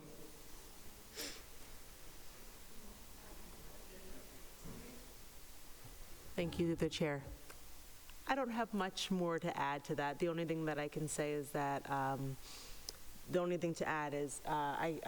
know that Director Liz Doncaster when she comes to present before the school committee in the spring, I'm happy to ask her to share a little bit more about those investments from years that maybe predate most of us in our current roles, but I think Principal Macias can speak best to how she sees those practices today. Your mic. Just a quick thing on investments that have been done in the past. I know social workers, guidance counselors has been commitment. Those are actually things that cost in the structure of the budget, and we are committed to that, and it hasn't changed. I also know that last year we approved SEI stipends for educators, and we also have the restorative justice implementation, so that we first bought that curriculum, and now we are in the stages of implementation. So that's part of the legacy of those commitments that have been made. I don't know how far back they date, but I know that that's at least 2 years ago. Dr. Echo? Thank you. Through the chair, as everyone said, thank you so much for coming for the presentation. Thank you for welcoming me and my family on Thursday. I actually, apropos of that, there was extra beans and rice. My family made flautas with the beans tonight for dinner. It's delicious. Thank you. To build on what, and this is more for the district than for you, what my colleague Ms. Barish said about, joy and sort of that survey work around joy. This is something I've mentioned as we've heard principals speak, and I hope we just note that, I'm hearing a lot of really valuable survey pieces that have been individualized to each school, and I think that's wonderful, and I think it's necessary, but I also think there are things that schools can be gaining from each other in the survey work that they're doing, so I want to make note of that, and I hope that whether it's Sam Alagine or whether there's other supports, it's so wonderful, and I hope it builds, because I think there's a lot of valuable information. I had sort of a question for you based on this presentation, and then a question, I guess, for what you need from us. So if it's okay, I'll start with that. I heard when I was there some conversations specifically about the challenges around UNIDO staffing, and understandably it is harder, and if someone goes out, it's harder to replace. Is there anything more we can be doing to support, staffing or staffing needs there? Because it is, well, I know we're looking for multilingual staff as often as possible for every role. There's a unique challenge there, especially given your biliteracy goals. Yeah, it's a good question. I think I've gone to I'm part of the MAVE Leadership also forum, and I think staff in a dual language program is incredibly challenging, because we're not only asking for a staff member to be licensed, let's say, in early grades, but also they have to be fluent in Spanish, and they have to have a certain certification, right? And so the narrow field becomes much narrower. So I think just thinking about how we can continue to advocate for other ways and other places for staff to come to us. And so I think that's a big part of it, partnerships around it will be great. I think partnerships with, and I know some of my colleagues here in Somerville are from Puerto Rico, right? So in partnership with other places, other locations that do actually speak Spanish, I think that will be something great that we can continue to do. It is not really a challenge in Somerville, it's a challenge in all schools from the MAVE conference, that it's in all schools, not just in Spanish and dual language, but also in Portuguese dual languages too. So we're not alone in that. But I think we have some great resources that we're sharing through the MAVE Leadership Forum, and then we're trying to get together to connect to each other to see how many spots we have available, if they have any resources. I think sharing those resources are great, but I don't know what the official answer is for that, but it's just continuing to advocate and send all the postings out there when they're available. That would be one thing. Yeah. Ask one more. So I'm just curious, based on the presentation, the sort of expansion to the virtual coffee, all coffee hours will be offered virtual and in person. I understand the goal of inclusion, but I'm also sort of curious, once you start making things hybrid, as we know from school committee meetings, it can get challenging. So do you have experience with it? And if not, do you have sort of strategies for managing that? We tried our first one last month, and I think the feedback we got is families didn't really like the Teams link. So I finally have a Zoom account. So we're going to try a Zoom coffee hour. So I'll get back to you on that. So we have, I think, one, Amy and I are planning one, I think, either the week after we get back from vacation, or the week after that, so shortly after that. So So I don't know. Our coffee hours are typically attended by the similar type of families when they're in the morning, or even we try one in person late in the evening, like after school was out, which got us a different type of population, but it's small. And so just wondering to see how many more different combinations we can get from our families to come into those coffee hours. But something that we have really heard from families is they do like the transcription of the question with the answer and on the newsletter. They do read them and do send questions back with additional questions. So that's something that families do appreciate. But it would be great to have those questions in person rather than over email. Sometimes that can be a little challenging to manage, but we do our best. You're welcome. All right. Are there any other questions? Seeing none, I think we can let you go about your evening. Thank you so much. Thank you again. Dr. Carmona, is there more to your report? Through the chair, yes, there was another item that was left from the last time we got together. There was a request to have our Director of Special Education, Ildefonso, to explain some of the facts around the child fine law. He provided a memo that is in your packet. I could just highlight a couple of things that I think are important, and then I can open up the session for questions if that's what's most convenient. I just wanted to highlight a couple of things because they're really exciting. As you know, it's our responsibility to locate, identify, and evaluate all children who with disabilities who might need special education services. So I am going to give you a couple of points in terms of how that happens in our system right now.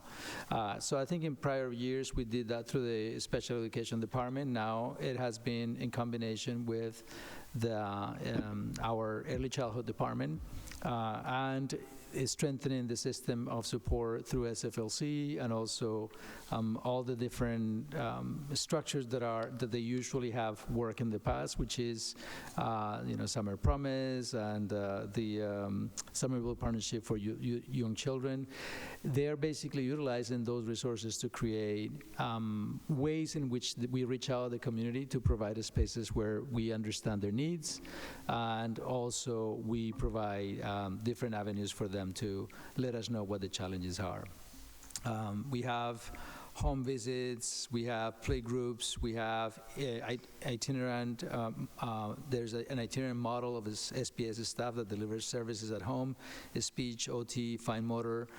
So I think that is one infrastructure that I'm very proud of, that I actually, in having these conversations with our team, realized originally the child fine law was through the special education and is in the special education department, but it has been basically designated in the early childhood through those systems that we have to access families, because we know it's a very robust, it's SFLC, it's the city, and so that is a very comprehensive way to reach out to families. So that's in the early childhood part and our community outreach. We also have the mechanisms that we have in the schools when a child is struggling. That is also one way in which you actually go through the MTSS process to determine if students need specialized education. And the other part of that process is to engaging with our private institutions to identify what are some of the needs that they have in case a child has in case a family has concerns of a child needing special education services. So in talking to the special ed director, he tells me that St. Teresa meets with us on 3 times a year to identify what are some of the challenges that they have in regards to students with potential disabilities.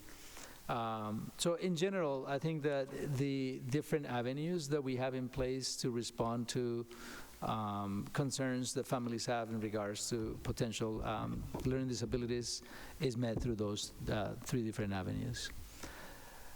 You have the memo with you. If you have a question or you want me to go into more in depth, if I cannot respond to that, I can actually bring Mr. Ildefonso to our next meeting. Okay, thank you for that. Are there any questions about this memo? Ms. Barish? Thank you. I thought this memo was really informative and helpful. I appreciate that the special education department is working in partnership with these other groups, entities. I'm a little bit curious, or I am curious about how, I mean, in the memo somewhere it says, you know, if a parent suspects that their child may have need for services, they can reach out to the Somerville Public Schools and ask for help. Are people directed, or are people told that by their daycare providers, their doctors? Like, I'm wondering how a family who isn't already connected with Somerville Public Schools would know to do that if they worry that their child, you know, has a delay or something like that. Yeah, and that's actually one of the questions that also I had in terms of like how robust that system is. So I did reach out to our SFLC team, which are kind of the gateway to access to families. So at the early childhood is very clear. Those mechanisms are very, very, are in front of you. So I have actually messages that have been put in the Somerville Times to reach out to families. I have flyers that actually are sent to schools as well with the code, the QR codes to share with families. There is the play groups, families that actually access daycare that don't have kids in the system, but actually are in contact with our SFLC systems. Those folks are actually trained to work, and if they identify or see a child with a different pattern, they pass that along to SFLC, and then those questions in combination with I always forget the acronym, but it's the Somerville, the Youth Somerville, let me just, give me a second, the Somerville Partnership with Young Children. So I think that the work that happens in collaboration with Summer Promise, SFLC, and the other city systems allows us to engage more in a more comprehensive way. We also have the CPPI grant that has allowed us to actually coordinate with outside providers in the early childhood field to kind of norm around what is a behavior that might actually prompt a concern. So we also have a speech, OT, and fine motor that actually is part of that group as well. So this is we have in our website is outreach, like outreach is like the celebration that we have on Thursday, where are ways in which we engage with the community and provide that information. It's in the website. And, yeah. Okay. Are there other? Yep, Mr. Buchan. Thank you, Chair, through you, and thank you to the superintendent, to Ildefonso and his team for the memo. I also thought it was exceptionally helpful. My question, well, I guess I'll just highlight something that you said around the different methods for getting the word out on the community screenings, something I didn't know about before, so I'm really grateful to your efforts to get the word out. One area where I think I'm curious and would like to learn a little more, so if Director Arellano is available to come and answer some questions, I'd really like to know like a little bit more of the numbers around like how many teacher referrals there are versus, you know, parent referrals for the IEP process. One thing I hear about is conversations between parents and teachers that are somewhat hushed to talk about, you know, whether a student may need special education services, and teachers may not necessarily feel comfortable speaking directly about this, even if they recognize that a child may need services. And so that's something that's always been a concern of mine. And I think maybe these are anecdotes that are not data, but while that is something that's sort of in the air, I think it's something we're going to continue to need to work on. So I would love to just learn a little more about that. Through the chair, yes, I'll pass along the concern. I just, for prior reference, it was also a concern that was in Lowell early, 20 years ago, and it was in Salem 5 or 7 years ago.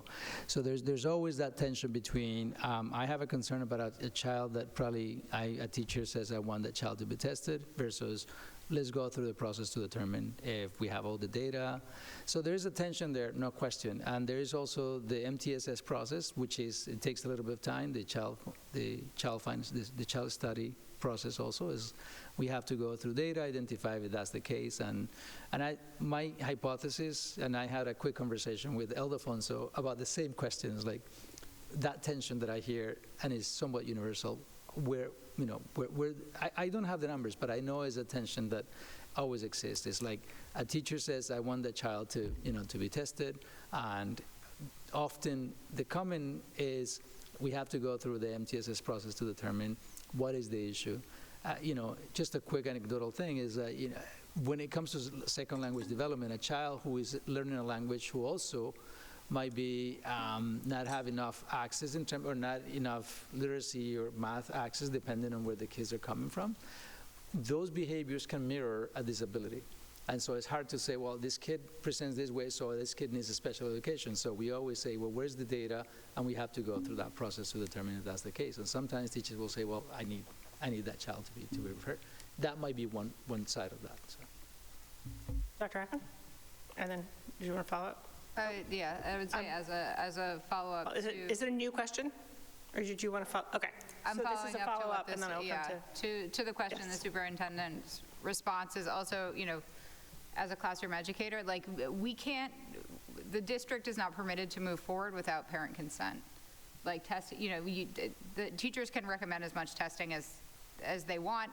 I think just the interpretation of the hushed tones might lead the insinuation that I'm picking up is that they're intimidated by what the district response may be, but the reality is there are some parents that are quite averse to considering that their child may have a disability, and so there are ways that teachers might approach it to put them at ease as much as possible, because for some parents it can feel like a stigma. And what I will say is I know the district is working very hard on it, but there are members of our district staff who I've interacted with who refer to disability as stigma. So there's that's another reason that people would consider that. And did you want to follow up, Mr. Raton?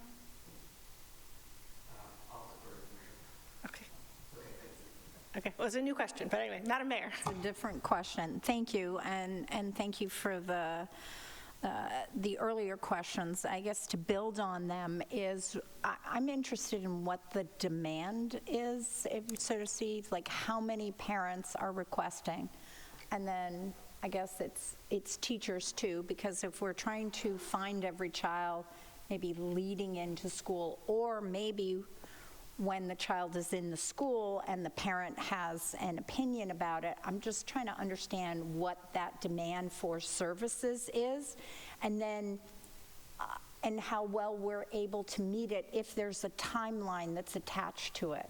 Like, I'm not sure, if someone puts in a request, how long does it take to respond? Is that governed through just our policies? Is there state law, things like that? And what I'm trying to get at is how well are we meeting the demand?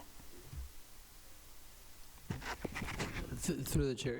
For the first, I was going to use the word evaluation, but I don't know if the actual word is testing. Yeah, so I think there's a 30-day period, I believe. So anytime there is a request for special education services, you have to get all that. If a parent comes in tomorrow and says, I need an evaluation, we have to engage in that process. As a principal, I always, when a parent said to me, I need my child to be tested, I would say, well, tell me exactly what, and so it can sound like you're breaking the law, is that right? But I would say, tell me what's your concern so I actually need to understand how I can support you. If you absolutely say to me, I need testing period, we can have that conversation. But usually there's a question from a parent, my child is not learning, what can I do? But in terms of the actual law, you have 30 days to get that testing done. As far as how much testing or what is the number of assessments that come, or demand for both from teacher or parent, or for, because the students will not refer themselves there, right? So probably teachers and parents. I don't have that number in front of me, but I can check with Ildefonso. That works, thank you. One thing that I know at some point I did in a building was just to use a metric to determine how effective the MTSS system was to have an understanding of how many students who went through the MTSS process resulted in a special education referrals.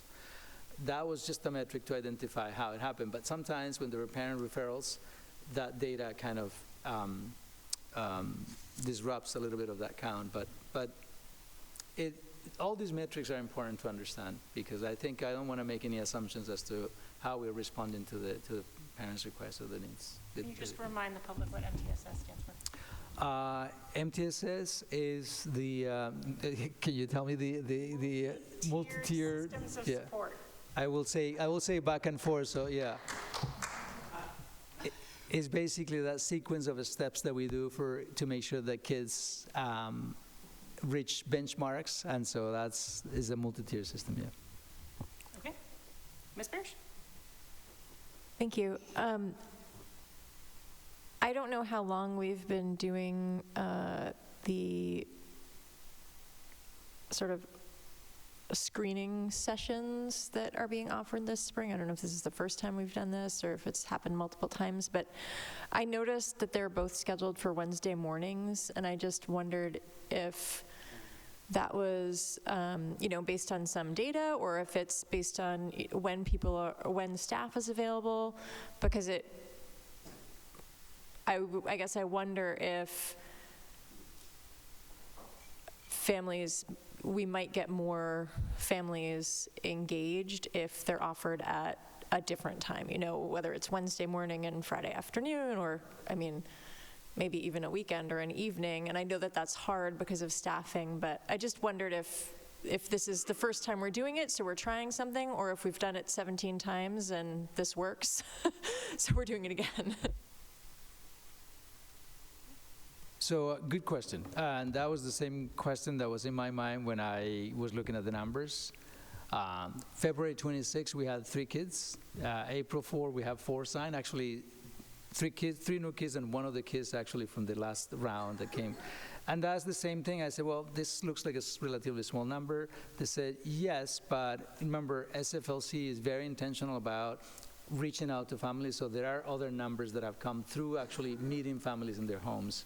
So that question is still my question as well, is this a sampling that makes sense in terms of the impact that our efforts are because of the efforts that we have.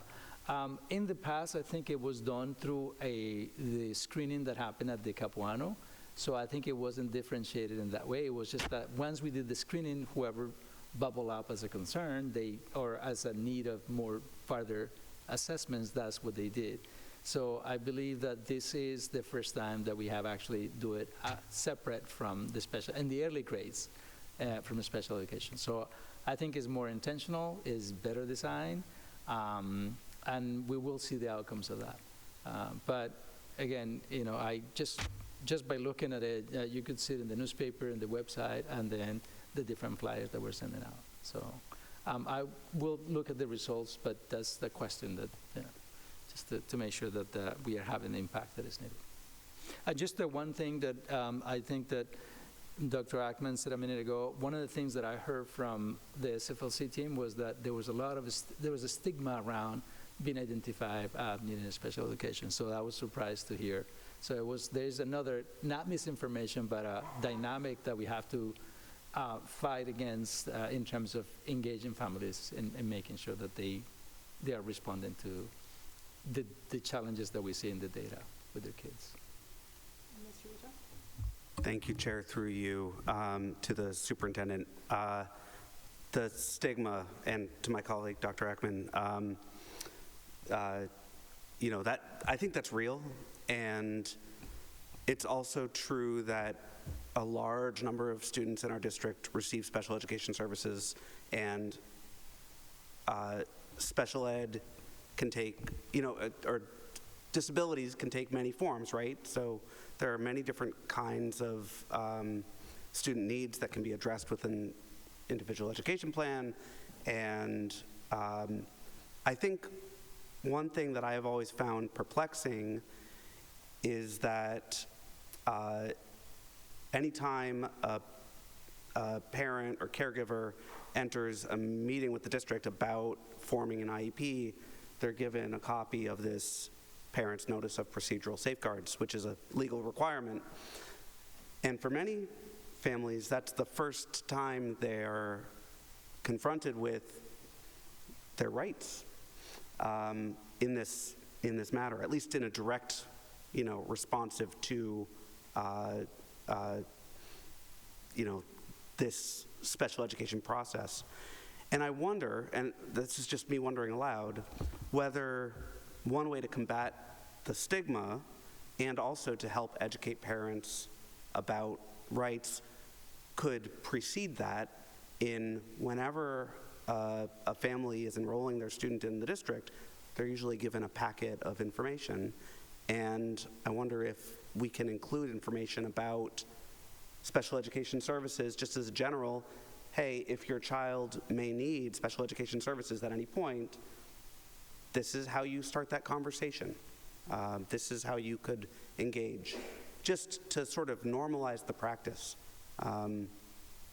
So just planting seed, and that document may already be in our packets. It's been a long time since my kids were initially enrolled. So anyway, but that's it. Thank you.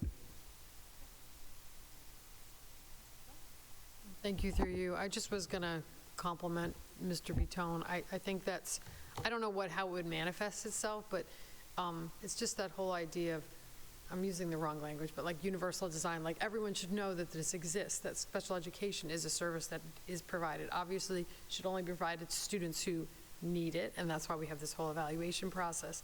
But I think what you're getting at is there's just a lot of families just don't even know it's a thing that exists.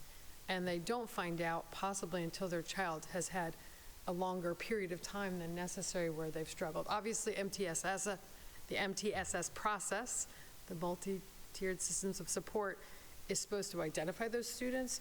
But if you're talking about stigma, you know, principals don't talk about, like in you know, introduction to the schools, or like just making it more part of the common language that we use. I think that's just a thoughtful idea, and I'd love to hear what you guys come up with over time if you think that's valuable.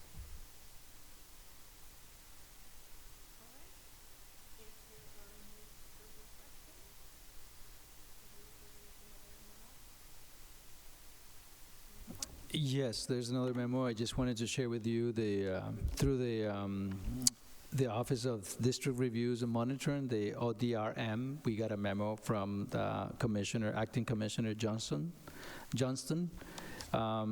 Basically, we have a not a request, but it is a statement around we will be going through some kind of a auditing process. This group actually will be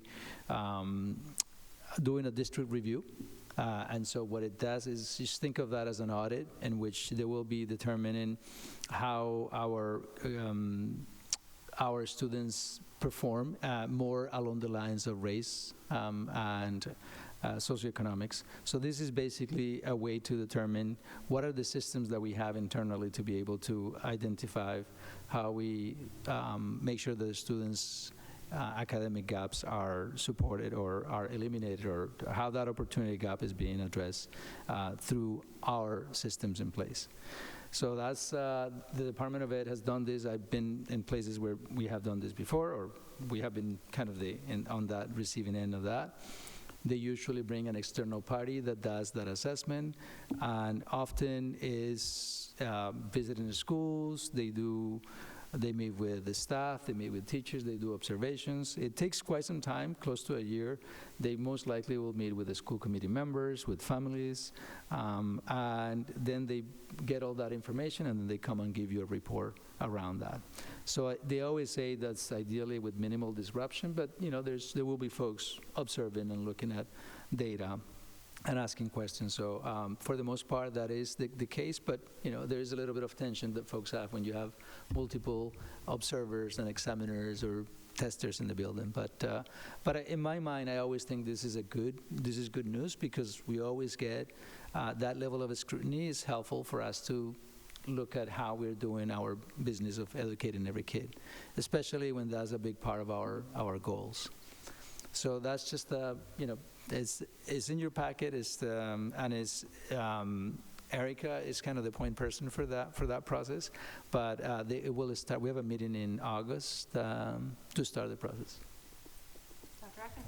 Thank you. Through the chair to my colleagues, was now my former place of employment was contracted by DESE to do these. So what I will say is, this is a very useful document. I think has a lot of information.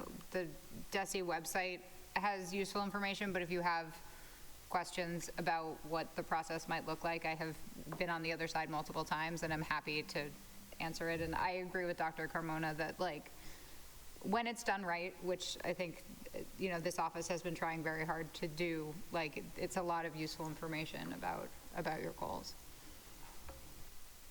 Other questions about this? Yes, Mr. Bouton? Thank you, Chair. Through you, I'm wondering how families are expected to be involved in this audit, and I agree also that it's an opportunity, so I'm excited about this process. Good question. There is a letter that I will be sending out to families just to let them know that this is something that will be happening. Most likely they will reach out to families directly. But I think just the one thing that I wanted to highlight from Dr. Eckman's comment is that I don't know in what capacity the Department of Ed, if the Department of Ed will have enough human power to be able to do this. That requires usually folks that work is outsourced to institutions that actually work with the Department of Ed. So my guess is that there will be a delay given the challenges that we are facing in terms of how our systems of education are being dismantled. But to answer the question is yes, we will be probably sharing information with families as soon as we get that. But I have a letter that is going out at some point. All right, are there any other questions about this? Seeing none, is that the end of your report? That is the end. Thank you. All right, that brings us to reports of subcommittees. I think we can just do one motion for all of them. Motion to approve the subcommittee for rules management on March 24th, ed programs on March 25th, school building facilities maintenance March 31st, and finance and facilities on April 2nd. Second. I have a motion by Dr. Ackman, seconded by Mr. Bouton. Okay, if there's no questions, all in favor? Oh, yes, Mr. Bouton. I just wanted to highlight that there was a lively discussion about the Jenny Smithers pool at the school building facilities and maintenance subcommittee. So if you are looking for some entertainment that is worth going back and watching, and there will be a episode 2 coming up at our next subcommittee meeting on April, I think it's 14th. So something to look forward to. Okay, thank you for that. Why don't you ask your question? You just gotta ask a question. I just have 3 things that I want to highlight. One, in response to through you to Mr. Bouton about the pool, it would be very beneficial to get a better understanding from the city about when's the expectation for the pool to be back up. If it is, it might be, I don't know, and why it was out for a month for a chemical imbalance. And I don't mean that like rudely, quote unquote, I just mean like that was the language in the memo, and that I am not a pool expert, I'm not gonna pretend to be a pool expert, but my understanding is that's very uncommon. Chemical imbalances are usually things that can be resolved pretty quickly. So I would, through the superintendent, you don't have to answer it now, you're not going to necessarily know the answer as the mayor, but I would love the superintendent to make a formal request to the city and ask what is going on and how are we going to prevent something like this happening, because we have students who don't get their swim lessons. And in the past, when we've lost the pool, my understanding, I could be wrong, but I don't think those swim lessons are always made up, because there's a very short schedule, it is very tight, and because the city only has one public pool, indoor pool, we have to do everything in our power to maintain it. And I do know that the city staff is trying to do everything, but I just want to make that information more public and transparent to the school committee, not just through the building committee, but possibly through the superintendent in a memo. So that would be very much appreciated. And I've the second one is, I just want to make a comment about the budget meeting last week. I want to compliment and thank, we're very fortunate in Somerville to have a city that really believes in education. Most districts would be thrilled that a 5% was offered from their city, and I really want to name that. It's really important because that has been a consistent message and value with this administration, with former administrations. I also, though, want to note that the current budget that the level service budget that we're looking at is currently at 6%. And I think it's really important that the public knows that. I know that the district is going to work hard to see if they can sharpen their pencils, but I think it's very important that we are clear that these are all about cost increases, so contracts, transportation, equipment, also legal compliance, so staff that we have to have. We have no choice but to add staff because of the needs of our students, particularly our students learning English and our students with special needs, as well as curriculum investments that we've put in a lot of time and energy into, and these are really important. And this is kind of this 6% right now is kind of the bare minimum. So I just wanted to flag that for everyone, and it is not, again, a criticism, it's just more the current state of we're in a place where costs are increasing, and we also need to make sure that we are retaining and attracting amazing staff, and we're currently in a contract negotiation. So I just wanted to comment on that. And then the last thing I was going to comment on is I had the opportunity to attend the Ed Programs meeting that was discussing open honors.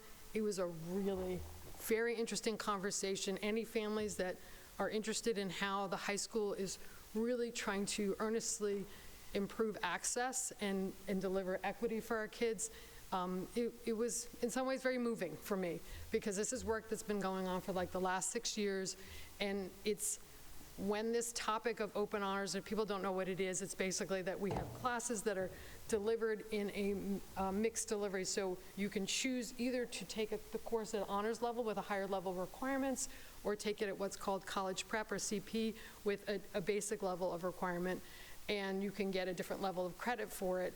And by offering it all in one classroom, you're allowing students that maybe would get tracked into CP the opportunity to do honors. And it's, I think it is on its way to being pretty transformative for the high school. And unfortunately, when you look at the news, I know Newton has done something similar, and if you read about it in the paper, in the Globe, it's a lot of criticism about it and how it's not meeting kids' needs. And what we're hearing about in Somerville is it is meeting our kids' needs. Does it need to be worked on? Sure. Can we do it better? Absolutely. But I just think it's a real important success story of where Somerville is putting their values in the work that we do and adjusting our structure. So I was just really thankful for that presentation from the whole high school team, and I'm going to reach out to Dr. Boston Davis and Principal Kirsten, talk about maybe ways that we can get this message out broader beyond Somerville, whether it's presenting at MASC or MASS, or I'm sure there's other avenues, but I'm happy to do whatever I can do to support that because I'm just so pleased. So thank you. Okay. With that, there was a motion to approve all of those reports. All in favor? Aye. All opposed? Motion carries. Ms. Barish. I just wanted to ask a question about the presentation that Ms. Batone just referenced. I was sad not to be able to attend, but I did review the slides and read Dr. Ackman's notes, and there was a mention of a rigor tool that's being developed, I guess, and I just wondered if someone who was there, or maybe Dr. Boston Davis, could just talk a little bit about that. I'm curious if this is something being developed at the high school for use throughout the district, or whether it's just high school appropriate, or whether it's something that exists that we're tweaking. I'm just curious about that.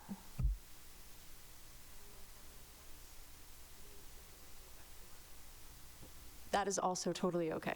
Yes, through the chair. Let me look into that. From what I can recall, it was more around thinking about rigor at Somerville High overall as a big focus area.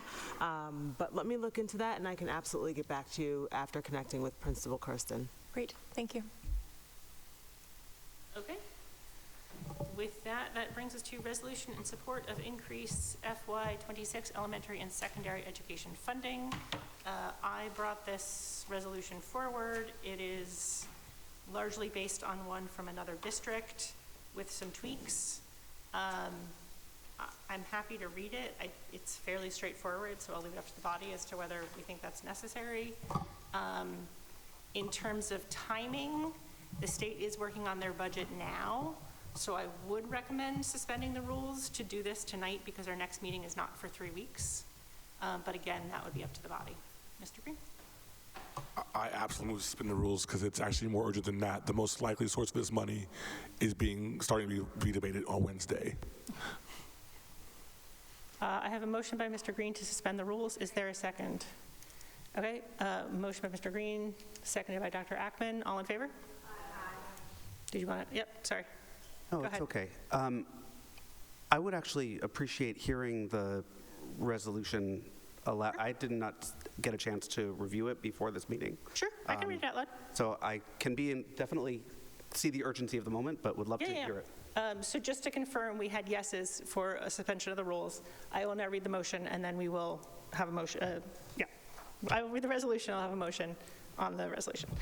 Whereas the Somerville School District, like many school districts across the Commonwealth, is currently experiencing significant financial challenges exacerbated by the limitations of the Chapter 70 funding formula, and whereas the hold harmless provision under the Chapter 70 formula does not accurately account for demographic and socioeconomic changes communities have faced over 3 decades, sometimes resulting in insufficient funding to meet the needs of their students and provide equitable education, and whereas the Massachusetts Association of Regional Schools, alongside the Mass Association of School Superintendents, the Mass Association of School Business Officials, the Massachusetts Teachers Association, and the American Federation of Teachers has collaborated to develop a comprehensive K-12 funding proposal aimed at providing immediate relief for FY26. And whereas this funding proposal seeks to utilize the surplus funding from the FY24 Fair Share Act to support essential increases in specific state budget line items, including but not limited to circuit breaker reimbursements and the inflation of the Chapter 70 formula, which directly benefits our district and its students. And whereas the proposed measures would not only alleviate the financial burden on the Somerville Public Schools, but also support the broader educational needs of students across the Commonwealth, particularly in urban districts and those with increased demands for services. And whereas the Somerville School Committee recognizes the importance of advocating for these budgetary measures to ensure that our schools receive the quality education they deserve without compromising essential services and programs. Now, therefore, be it resolved that the Somerville School Committee hereby expresses its strong support for any proposals to help districts meet the upcoming fiscal crisis, including the proposed budgetary measures outlined in the K-12 funding proposal as put forth by MASS and its partners. And be it further resolved that the Somerville School Committee urges all stakeholders, including local legislatures and community members, to advocate for the swift passage of these critical funding measures in the FY26 state budget. And be it further resolved that a copy of this resolution be forwarded to the Massachusetts State Legislature, the Governor's Office, and all relevant educational associations to demonstrate our commitment to securing equitable and adequate funding for the Somerville Public School District and all districts across the Commonwealth. So with that, I will entertain a motion. So moved. I have a motion by Mr. Green, seconded by Dr. Phillips. Is there any discussion? Mr. Green? I just want to say for the people at home, just to give, without going into the weeds, just to give a few data points so to understand, issues like there's currently a cap in Chapter 70 on inflation increases of 4%. It is rare the legislature actually ever increases by 4%, but that's the most they could increase it. for inflation. And as people know, since 2020, we faced inflation of about 25%. So we are getting less money in absolute dollars from the state than we were 4 years ago. So this is one of the things that needs to get fixed. And that's not taking into account the fact that, as the resolution states, for districts like Somerville that have seen fairly dramatic changes in wealth and demographics since the formula was created in the mid-90s, though that hold harmless doesn't actually account for the fact that we are not the district we were 30 years ago. It's not true for every hold harmless district. There are some that can probably get by, but like given the changes in Somerville, the current formula does not work for us. And getting that fixed and getting the fact that that Cambridge gets more money per student than we do, it should be a high priority and was supposed to be the agenda item for education after what became the Student Opportunity Act got passed. But then, the world blew up and has not stopped blowing up. So the legislature in its infinite wisdom has not returned to the issue of education funding. And so we, like many districts, are feeling that this year. And so it's urgent that we do everything we can to get the legislature to move. Thank you for that. Are there any more comments? If not, we have a motion by Mr. Green, seconded by Dr. Phillips. All in favor? Aye. All opposed? Motion carries. That brings us to school committee spring office hours. Mr. Bitone, do you want to update us on what you got? Thank you, Chair. Through you, I would be happy to. The school committee is offering office hours to contact and speak with your ward school committee member, or not. You can drop in multiple, or trade. Drop on by. There have already been a couple. So Eleanor Barish held 2 over the weekend of March 30th and 31st. Emily Ackman and Eleanor Barish hosted one this last weekend. And then upcoming tomorrow morning, April 8th, on Tuesday, April 8th, at the West Somerville Neighborhood School at 8:30. I will be there in front of the school, assuming the weather is decent. If it's not, I may try to sneak inside. You're welcome to join me in there.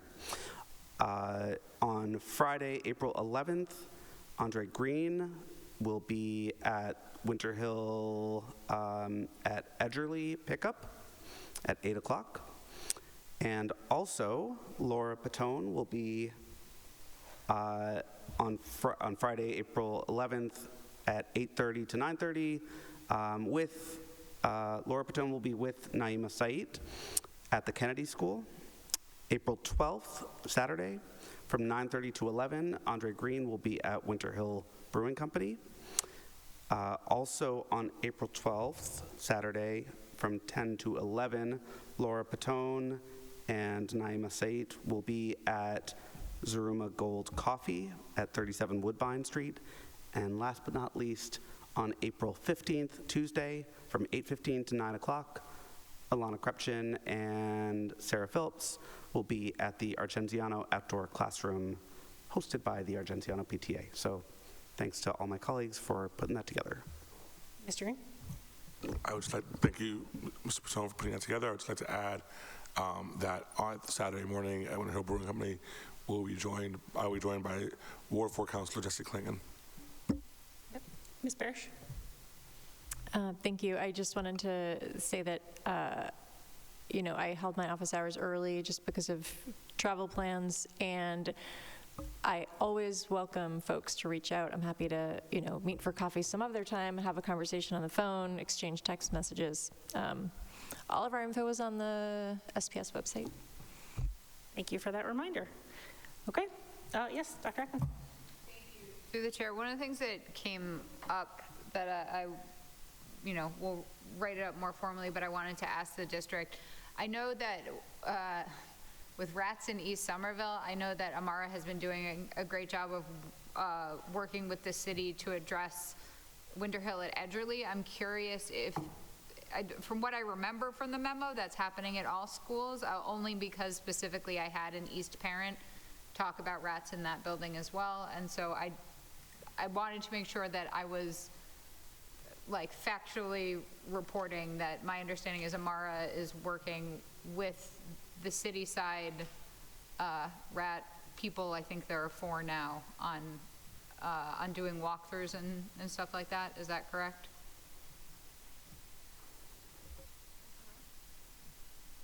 Through the chair, we were at the facilities meeting the other day, and I think that there was a great presentation from the city around doing a more systematic intervention about sightings and things like that. And I would remind, my understanding is that it's mice, it's not rats. I think that the explanation was, and I heard from the principals too that that's not, they might be probably big mice, but not, there's no rats that I know of in terms of the concern. But that's the idea. There's a new system that is much more systematic in terms of the number of who directs the reports, and then how the reports are reviewed as well. So I don't know if Mr. Bitton would, Through the chair, thank you, Superintendent. To my colleague, there's a really fantastic presentation, and it's taped, so I encourage you to go take a look. The report that Environmental Manager Colin Ziegler has put together, he went through it in good detail. There's photographs, and this report, it's a prototype, but it's going to be developed for each report at each school. There's someone who is in sort of the rodent collector of information, who will be sending the information to the environmental manager, and then who will then report back. So it looks like there's a really good information flow that has been systematized, and credit to Ms. Anosike for putting that together. Yes, Ms. Bitton? Thank you, through you. I just want to echo what Ms. Barish said. I know all the school committee members are happy to hear from anybody in any vehicle. This is just a tradition we created maybe 8 or 9 years ago to sort of do it in an organized fashion, and hopefully, I often get a lot of emails during this time because it's almost like a call out. Even if you can't come to the office hours, send an email or call or schedule something. I also just wanted to note that it's on the website under our meetings, so it's sort of like lost somewhere if you want to see the whole list, or I think you can probably search on office hours on the website. And I also don't know, does it go out in the Connections newsletter to the families, the district-wide newsletter? The Connections newsletter is now only once a month, so I don't know so maybe not. The timing of it is going to work. Probably not. Okay. So that's something that we can try to think about for next time, because, it's just want to get the word out. Thank you. Are there any updates on the communications director? So bad. That made me think of it. Through the chair, yes, we did make an offer, and right now we are basically transitioning to make sure that the person who was given the job makes his way all the way from California to Massachusetts. But again, you have to provide a 2 weeks notice, so that's where we're going through that. And there are a little bit of snafus, I guess, in the process on that side, so it might probably delay things 1 more week than expected, but we made the decision already, but just it's on the other end that we had a couple of little things. Okay, yeah. Thank you for that. But a contract was issued, and it was accepted, yeah. Okay, great. So it's just a matter of, as you said, it's just a matter of them dealing with their other job and all that. Okay, great. That's exciting.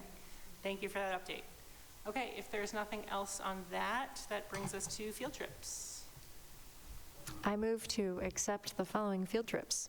May 1st to May 3rd, 2025, 19 students from CTE will attend a Skills USA competition in Marlborough, Massachusetts. Travel via SHS bus, student cost $0. May 9th, 2025, 14 students from Next Wave Full Circle will attend Mount Monadnock in New Hampshire. Travel via Next Wave Full Circle school van, students cost $0. May 14th through the 16th, 2025, 34 34th grade students from the Healy School will visit Redgate Farm in Ashfield, Massachusetts. Travel via bus, student cost $400. June 10th, 2025, 10 students from Next Wave Full Circle will travel to Canopy Lake Park in Salem, New Hampshire. Travel by Next Wave Full Circle school van. Cost to students $25. And June 13th, 2025, 47 8th grade students from Argenziano School will travel to Canopy Lake Park in Salem, New Hampshire. Travel by bus, student cost $29. Second. Parrish, seconded by Dr. Ackman. Mr. Bitton? Thank you, Chair, through you.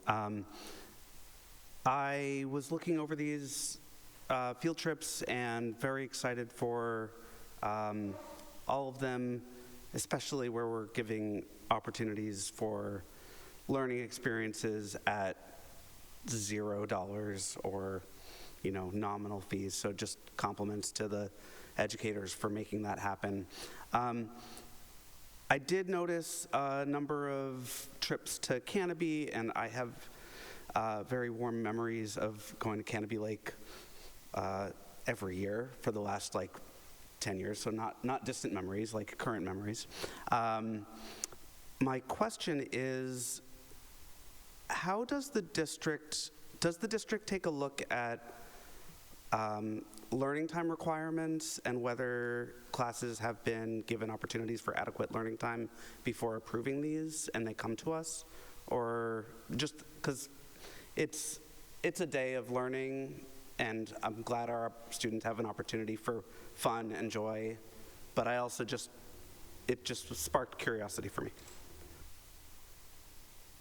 Thank you. Thank you for the question. That's something I can look into. Generally speaking, our field trips are considered on-time learning as well, time-on learning as well. Obviously, Canopy Lake, this is a end-of-year celebration given the date and the location, so that's something I can look into. Thank you. Okay, if there are no other questions, all in favor? Aye. All opposed? Motion carries. That brings us to grants. I move to accept with gratitude all federal entitlement and continuation grants and all state continuation grants awarded to the Somerville Public Schools listed below. State grant CS Engage for $4,000 to the Science Department district-wide grant increase. I have a motion by Ms. Barish, seconded by Dr. Phillips. If there's no discussion, all in favor?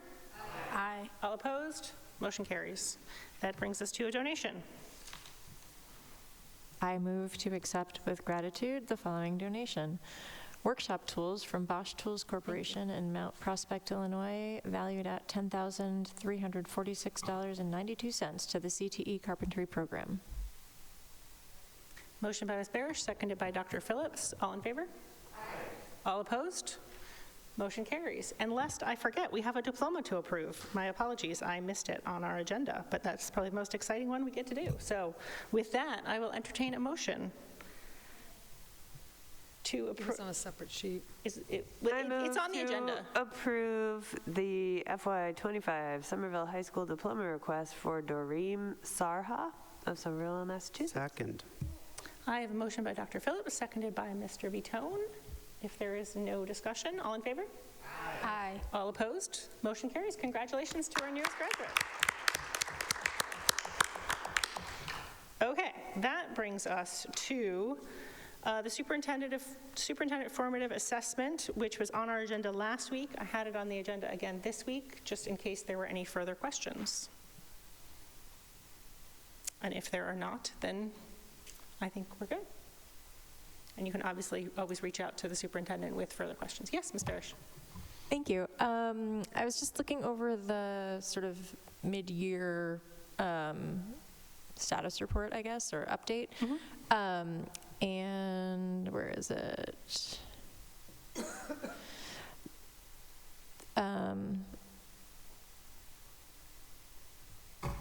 Sorry, I wrote down a bunch of notes. No, I just have to find it.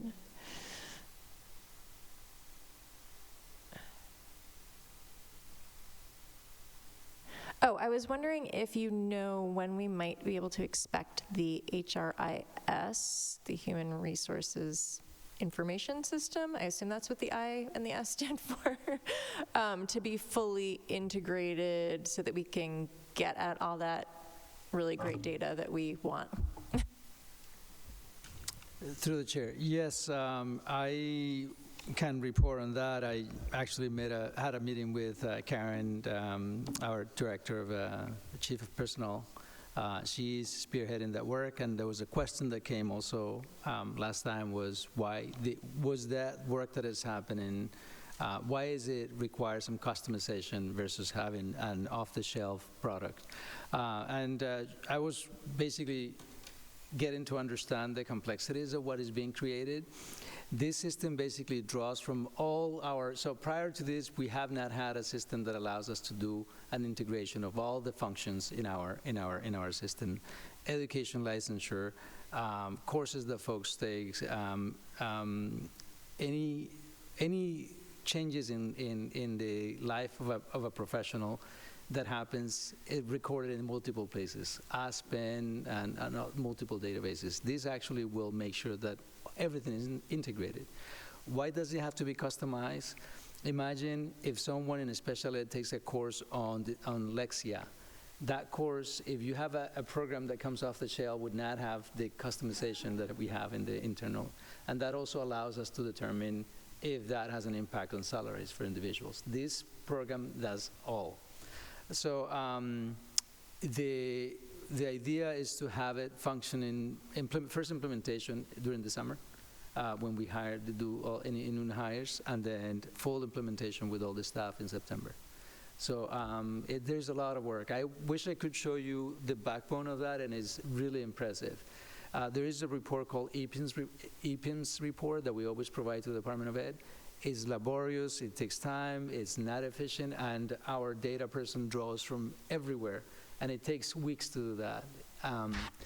With this, it will be a matter of just clicking one button, and all that information will be in one place.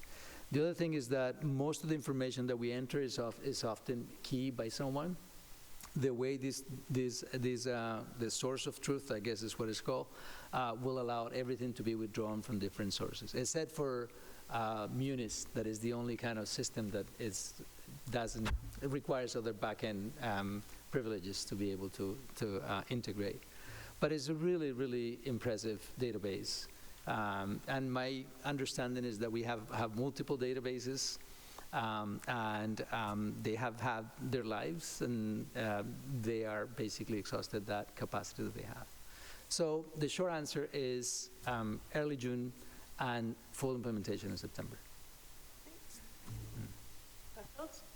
I think sometimes we think of performance evaluation as an opportunity for feedback, but it's also an opportunity for celebration. And I just want to celebrate the incredible work that has been done over the past 2 years. We are in such a better place than we were when you joined us as superintendent. So thank you to you and your team for getting us to where we need to be. Thank you. Well, thank you for that. And the interesting thing is that I don't pretty much execute any of these things. These things happen in the lives of different departments. As I said, Karen Woods does this amazing work on, which is a very extensive, involvement of resources and time. Dr. Boston Davis is basically the architect behind all the work that happens around instruction, the team that works the out-of-school time, the team that works behind our systems and operations. So I have the benefit of working with an amazing team, and so that's the result of those team efforts. So thank you, but I got to direct that to the right folks who deserve those accolades. Yeah. I'm so glad you said that, Superintendent Carmona. It is true, you inherited a really excellent team, but it's also true you have been, when it comes to adding and changing, adding to that team, you've just been doing all-star level work. When I think of Sarah Wall at the Healy, when I think of Bobby Retta hopefully taking over in finance, I think it's some of these other things we've been doing.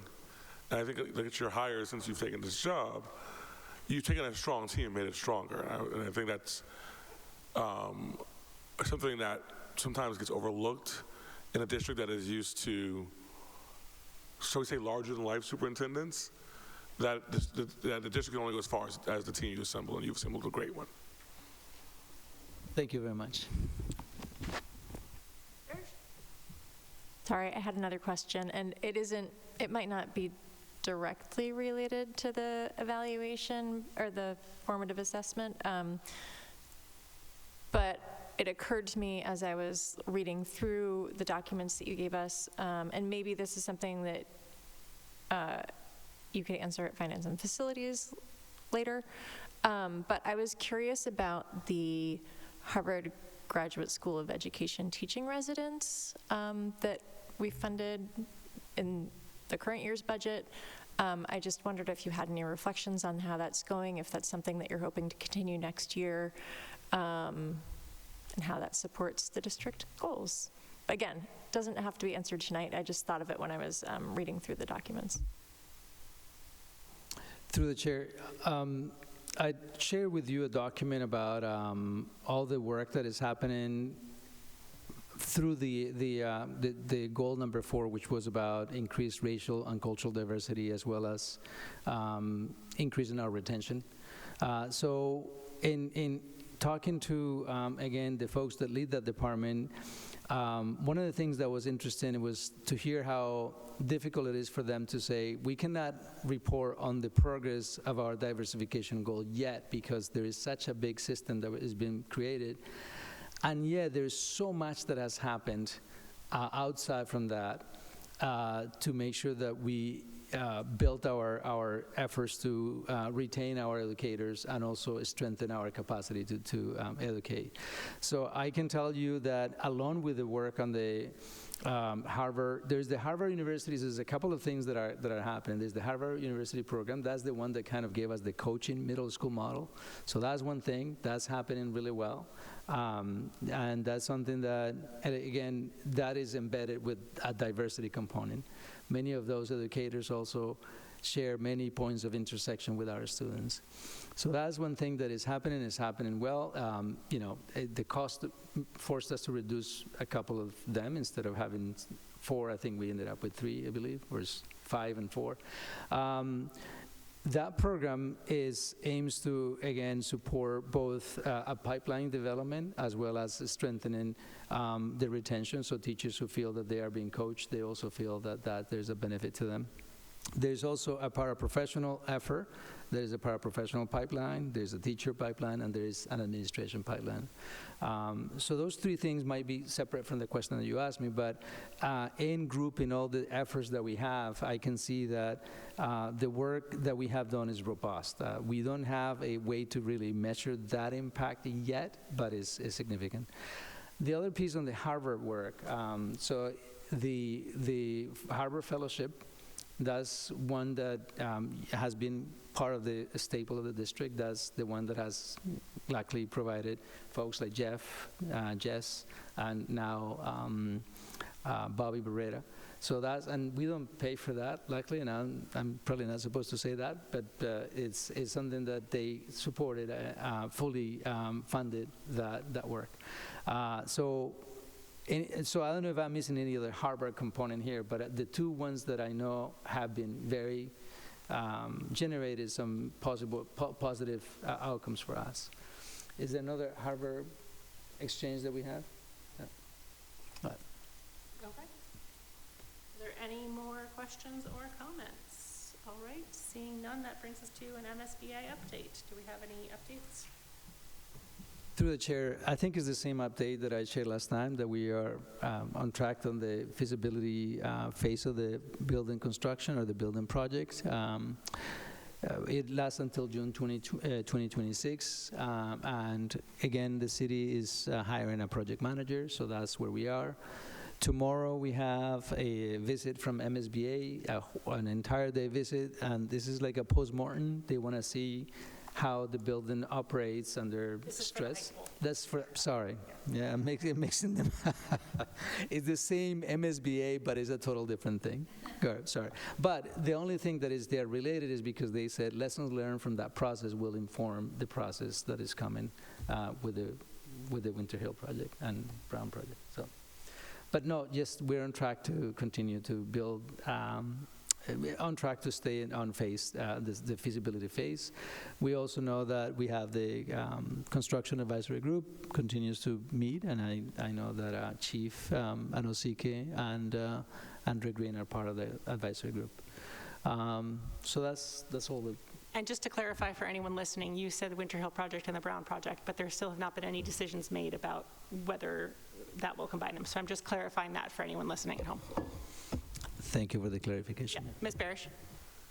Thank you. I saw in Mr. Bitone's report about the School Building and Facilities and Maintenance Committee that the city, or that the selection committee would be selecting an OPM on April 3rd, and I just wondered if there was an update about that, if someone had been selected, or if that's been made public.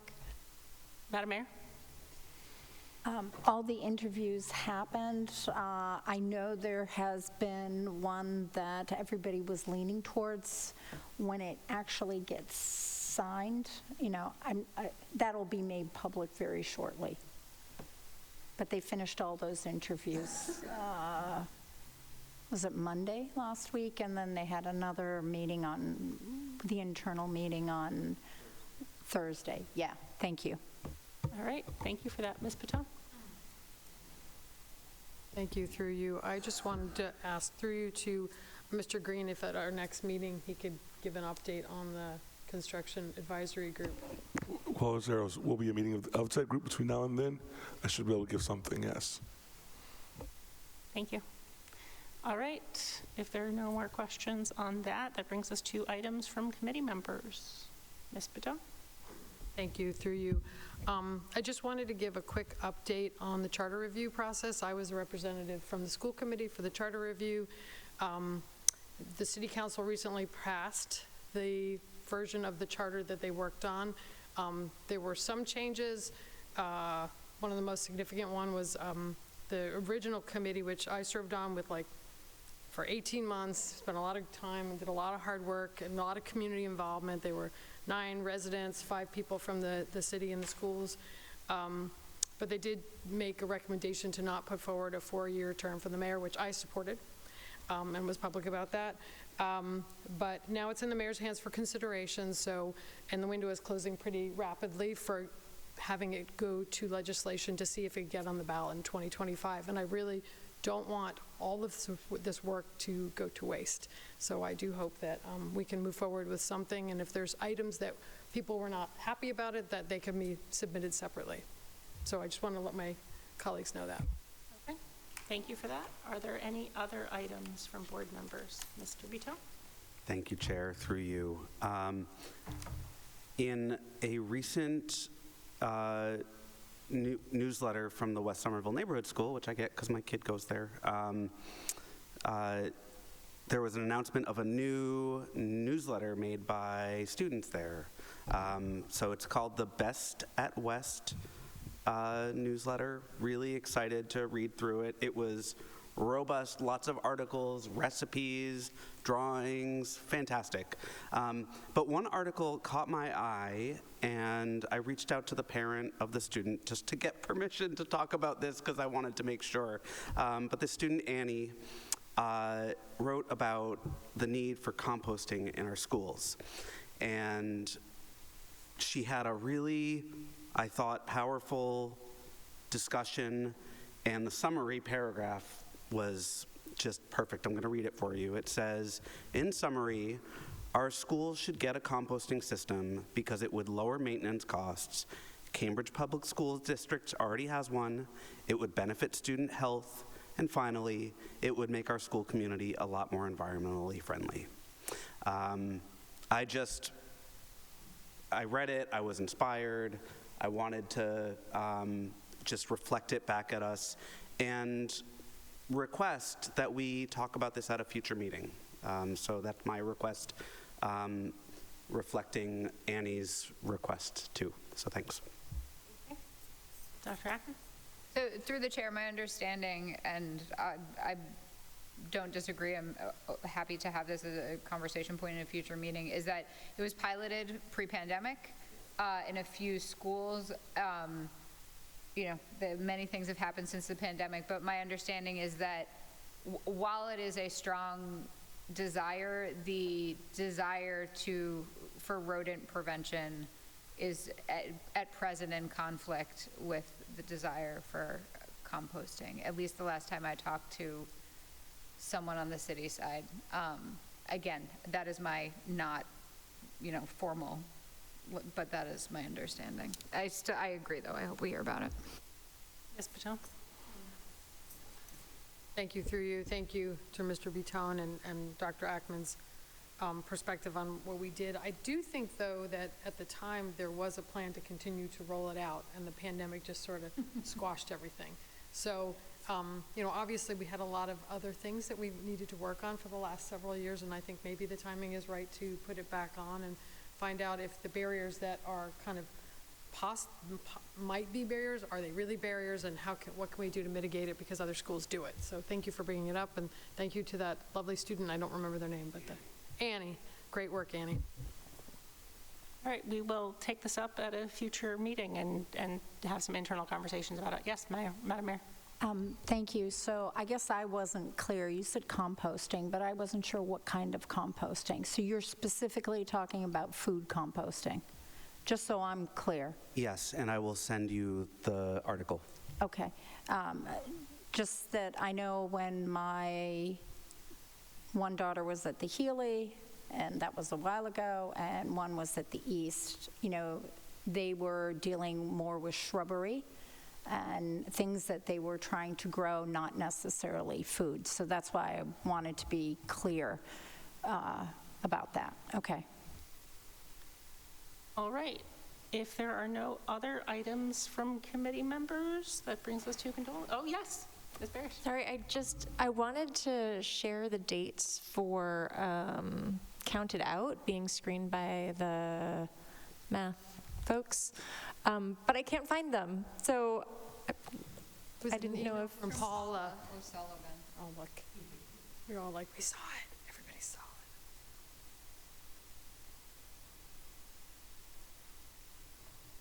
Who's going to find it first? No, we're all racing to find the dates. All right. May I? Please. Tuesday, April 15th from 3 to 5 p.m. at the Somerville High School Auditorium. And Wednesday, April 30th from 6:30 to 8:30 p.m. at the Somerville High School Highlander Forum. And it's for all staff, parents, and caregivers and students in grades 6 to 12. There's a URL, which you could probably get on the website, and it's a documentary that explores how math shapes everything from economic opportunity to democracy. By understanding the importance of numeric literacy, we can better support our students to become mathematically empowered. And I think there's going to be a conversation afterwards. All right, thank you for that. If there is nothing further, I believe we have a condolence. We do. The school committee extends its deepest condolences to the family of Jamila Sarai Toro, granddaughter of Millie Pujas Bey, principal account clerk for the Food and Nutrition Department.